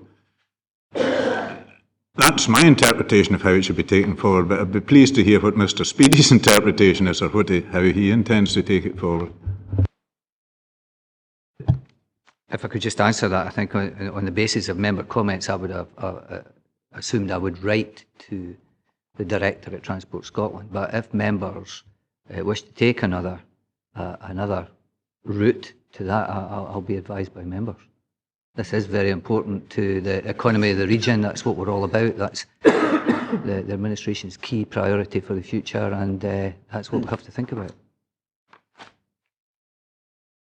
I mean, well, first of all, summarise what the main concerns are, and then we can consider how best we wish to relay those particular views. There's obviously concerns regarding the reduction in direct services from Stranraer to Glasgow. Obviously, I'm presuming we welcome the additional services to our service from Stranraer, but it's the reduction in direct services, and we're aiming to have, did you suggest, retention of the 3 direct services a day? Weekdays, obviously, is an aim. An issue from Roberta regarding disabled access at Ayr. Is there an issue there in terms of people changing train, is there? Okay, so concerns over the change at Ayr for people that are going direct to Glasgow and back. An issue from Jane regarding the last train services. Is that from Dumfries? Is that... Yeah, okay, from Glasgow to Dumfries. And yeah, there's certainly late trains some nights. Yeah, okay. Back at 10 o'clock, yeah, okay. It's quite late.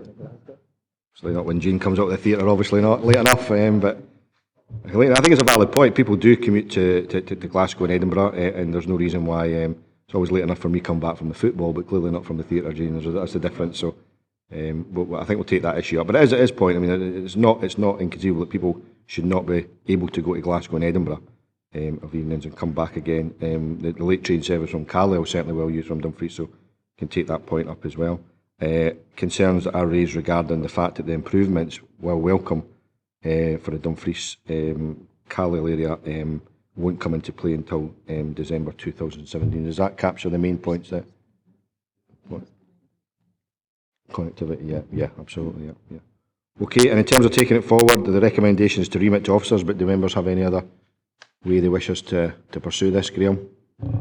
By all means, and I have every confidence in the Director, but it may be worth him writing South Ayrshire Council, outlining what we've agreed and what hopefully we'll agree again tomorrow in Stranraer and Saylsa, and ask them if they'd be interested in having a joint approach to Transport Scotland. If not, we leave it in Alistair's capable hands and he takes it forward on behalf of ourselves only. Is that clear? Yeah, okay. I'll quickly go through the recommendations. 2.1, happy to note. 2.2, happy to note that. 2.3, to remit to officers take matters up, but also to write to colleagues in Ayrshire if they've got similar concerns, and then to look at ways in which we could take a joint approach. Okay, thanks very much. If we can turn to item number 13, which is on page 445.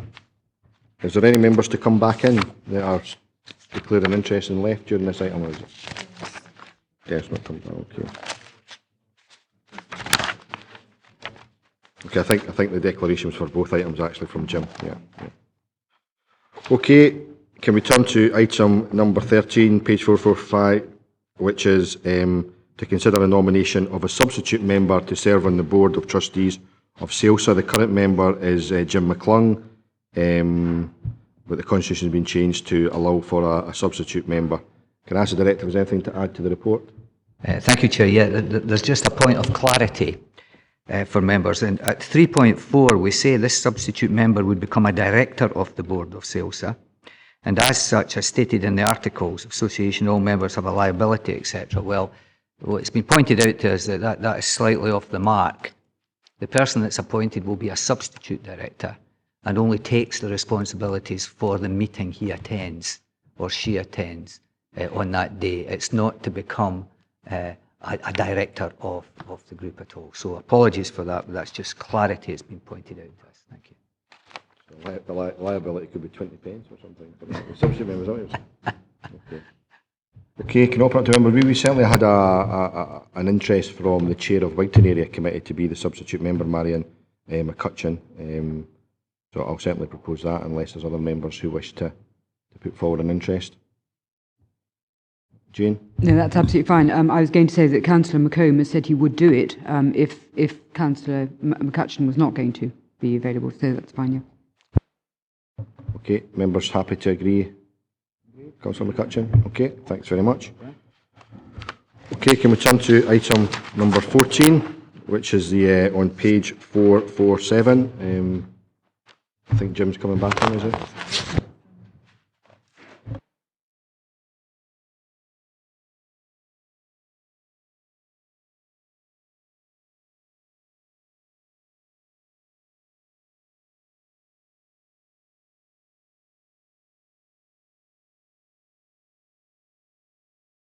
Okay, item number 14, which is the report on Flood Risk Management Scotland Act 2009, the delivery plan. We've obviously received previous reports. They've also gone to Area Committee, and we now have a follow-up report. Can I ask the Director if there's anything he wishes to add?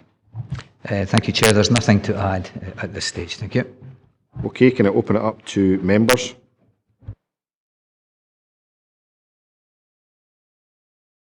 This is a report that members have obviously seen several times, so we're quite happy. Yeah, sorry, I'll let Craig, then Jane, then Jim.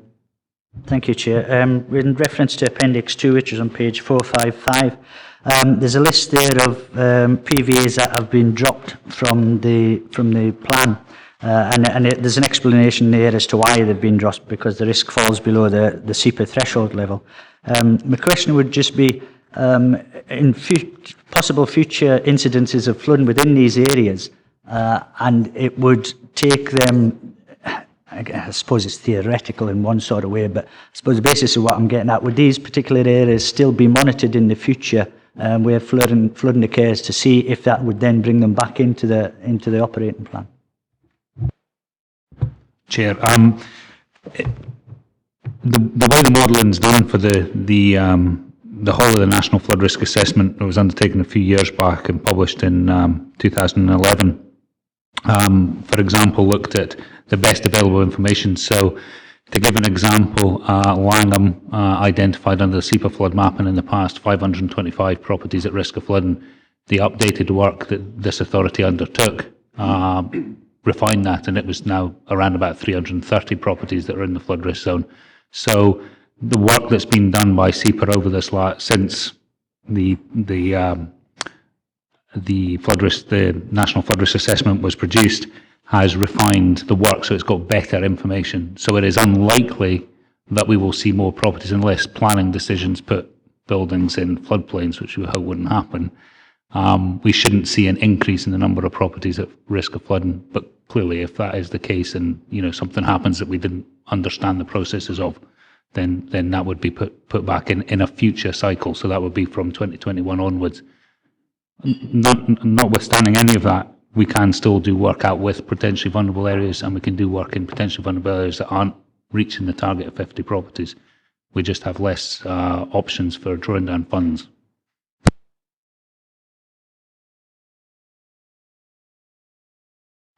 Thank you, Chairman. It was a very similar question, actually, because I was surprised to see Gatehouse Fleet. I mean, Gatehouse floods, with the ponds and the garage.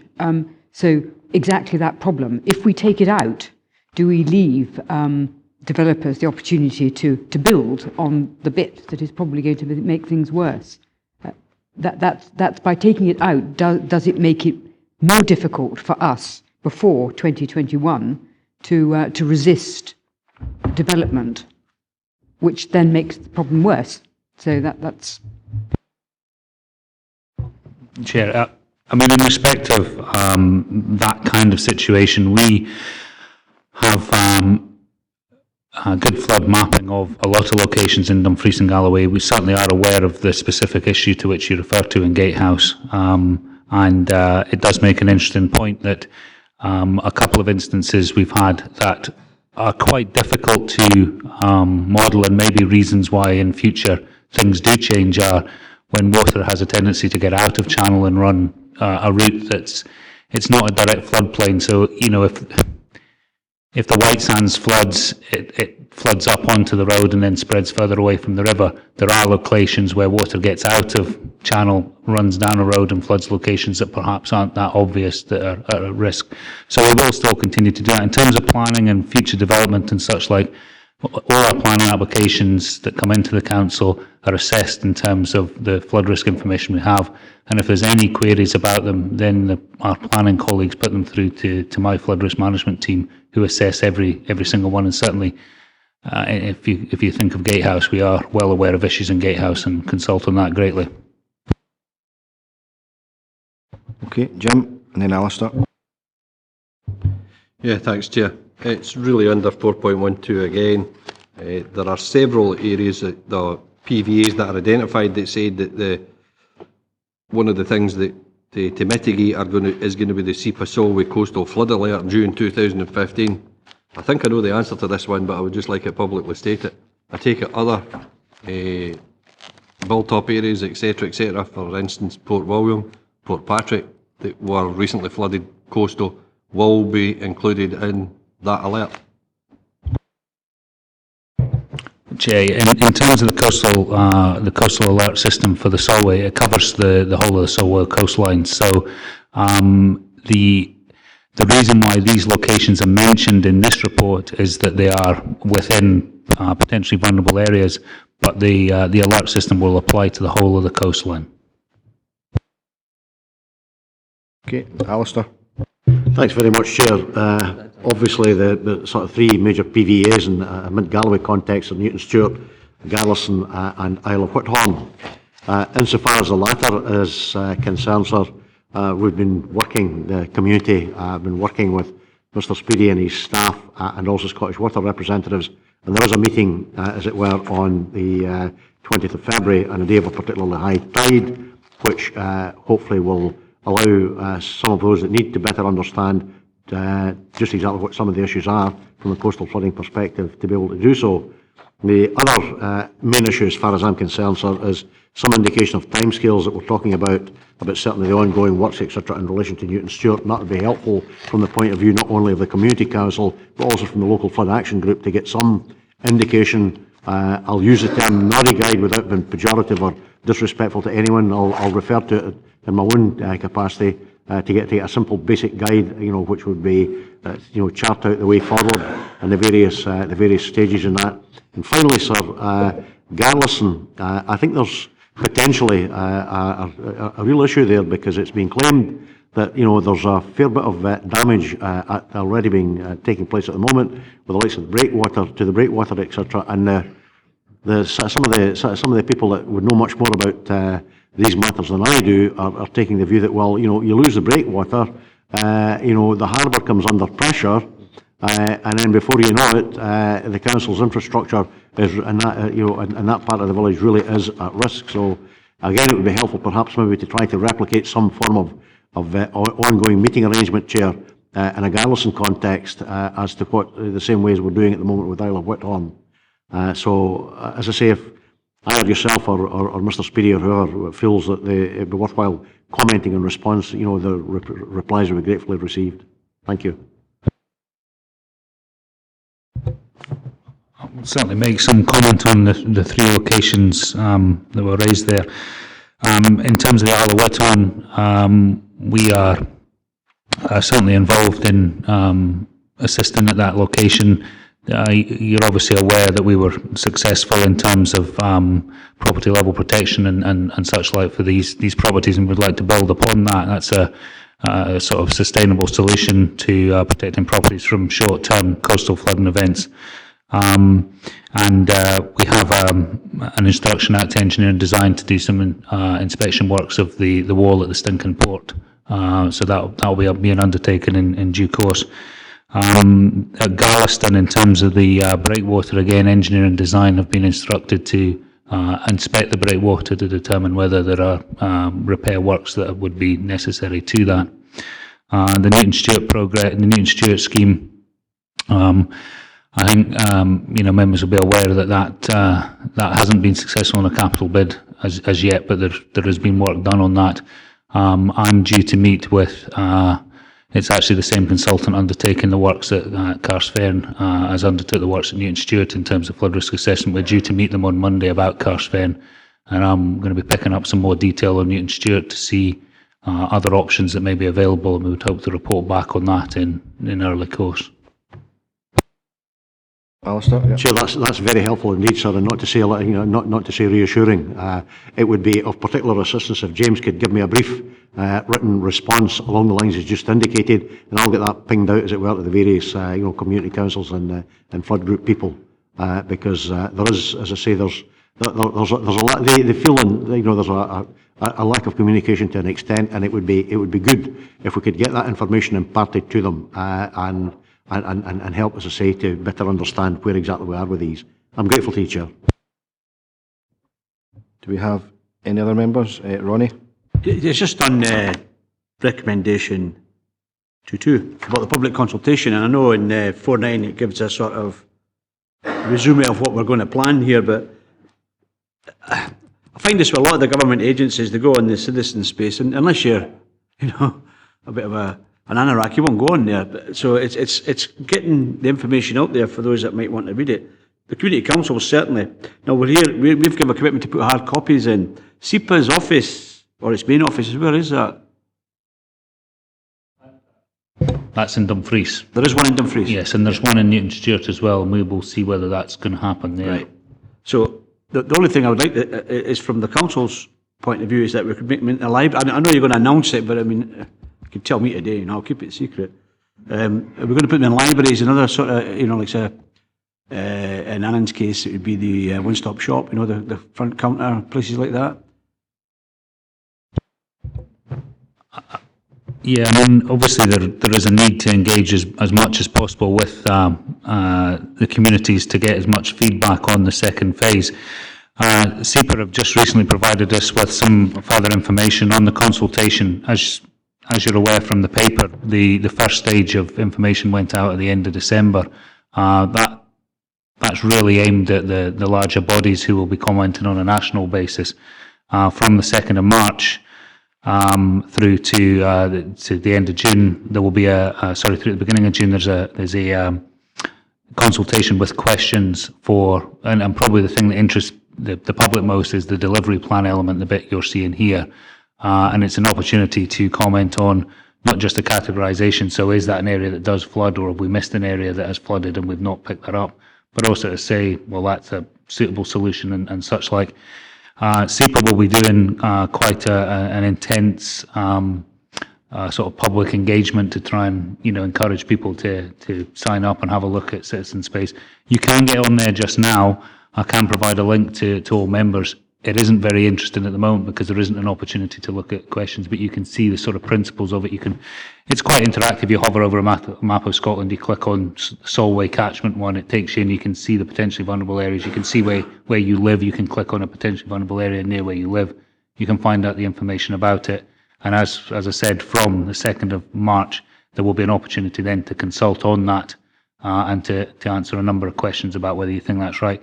I would like to do certainly some hard copies of these documents, but we need to, be aware that they're going to be quite substantial documents when we do produce them.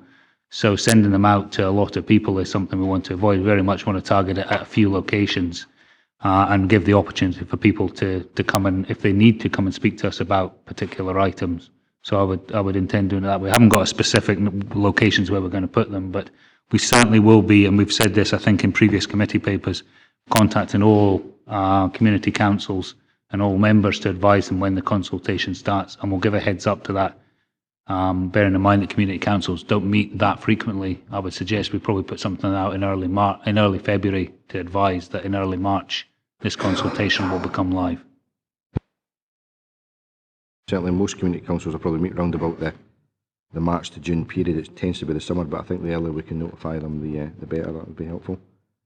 Okay, members, happy to turn to the recommendations? Okay, members happy to note the delivery plan outlined in Appendix 2, and happy to note the public consultation period that will run from March to June. Yeah. Okay, thanks very much.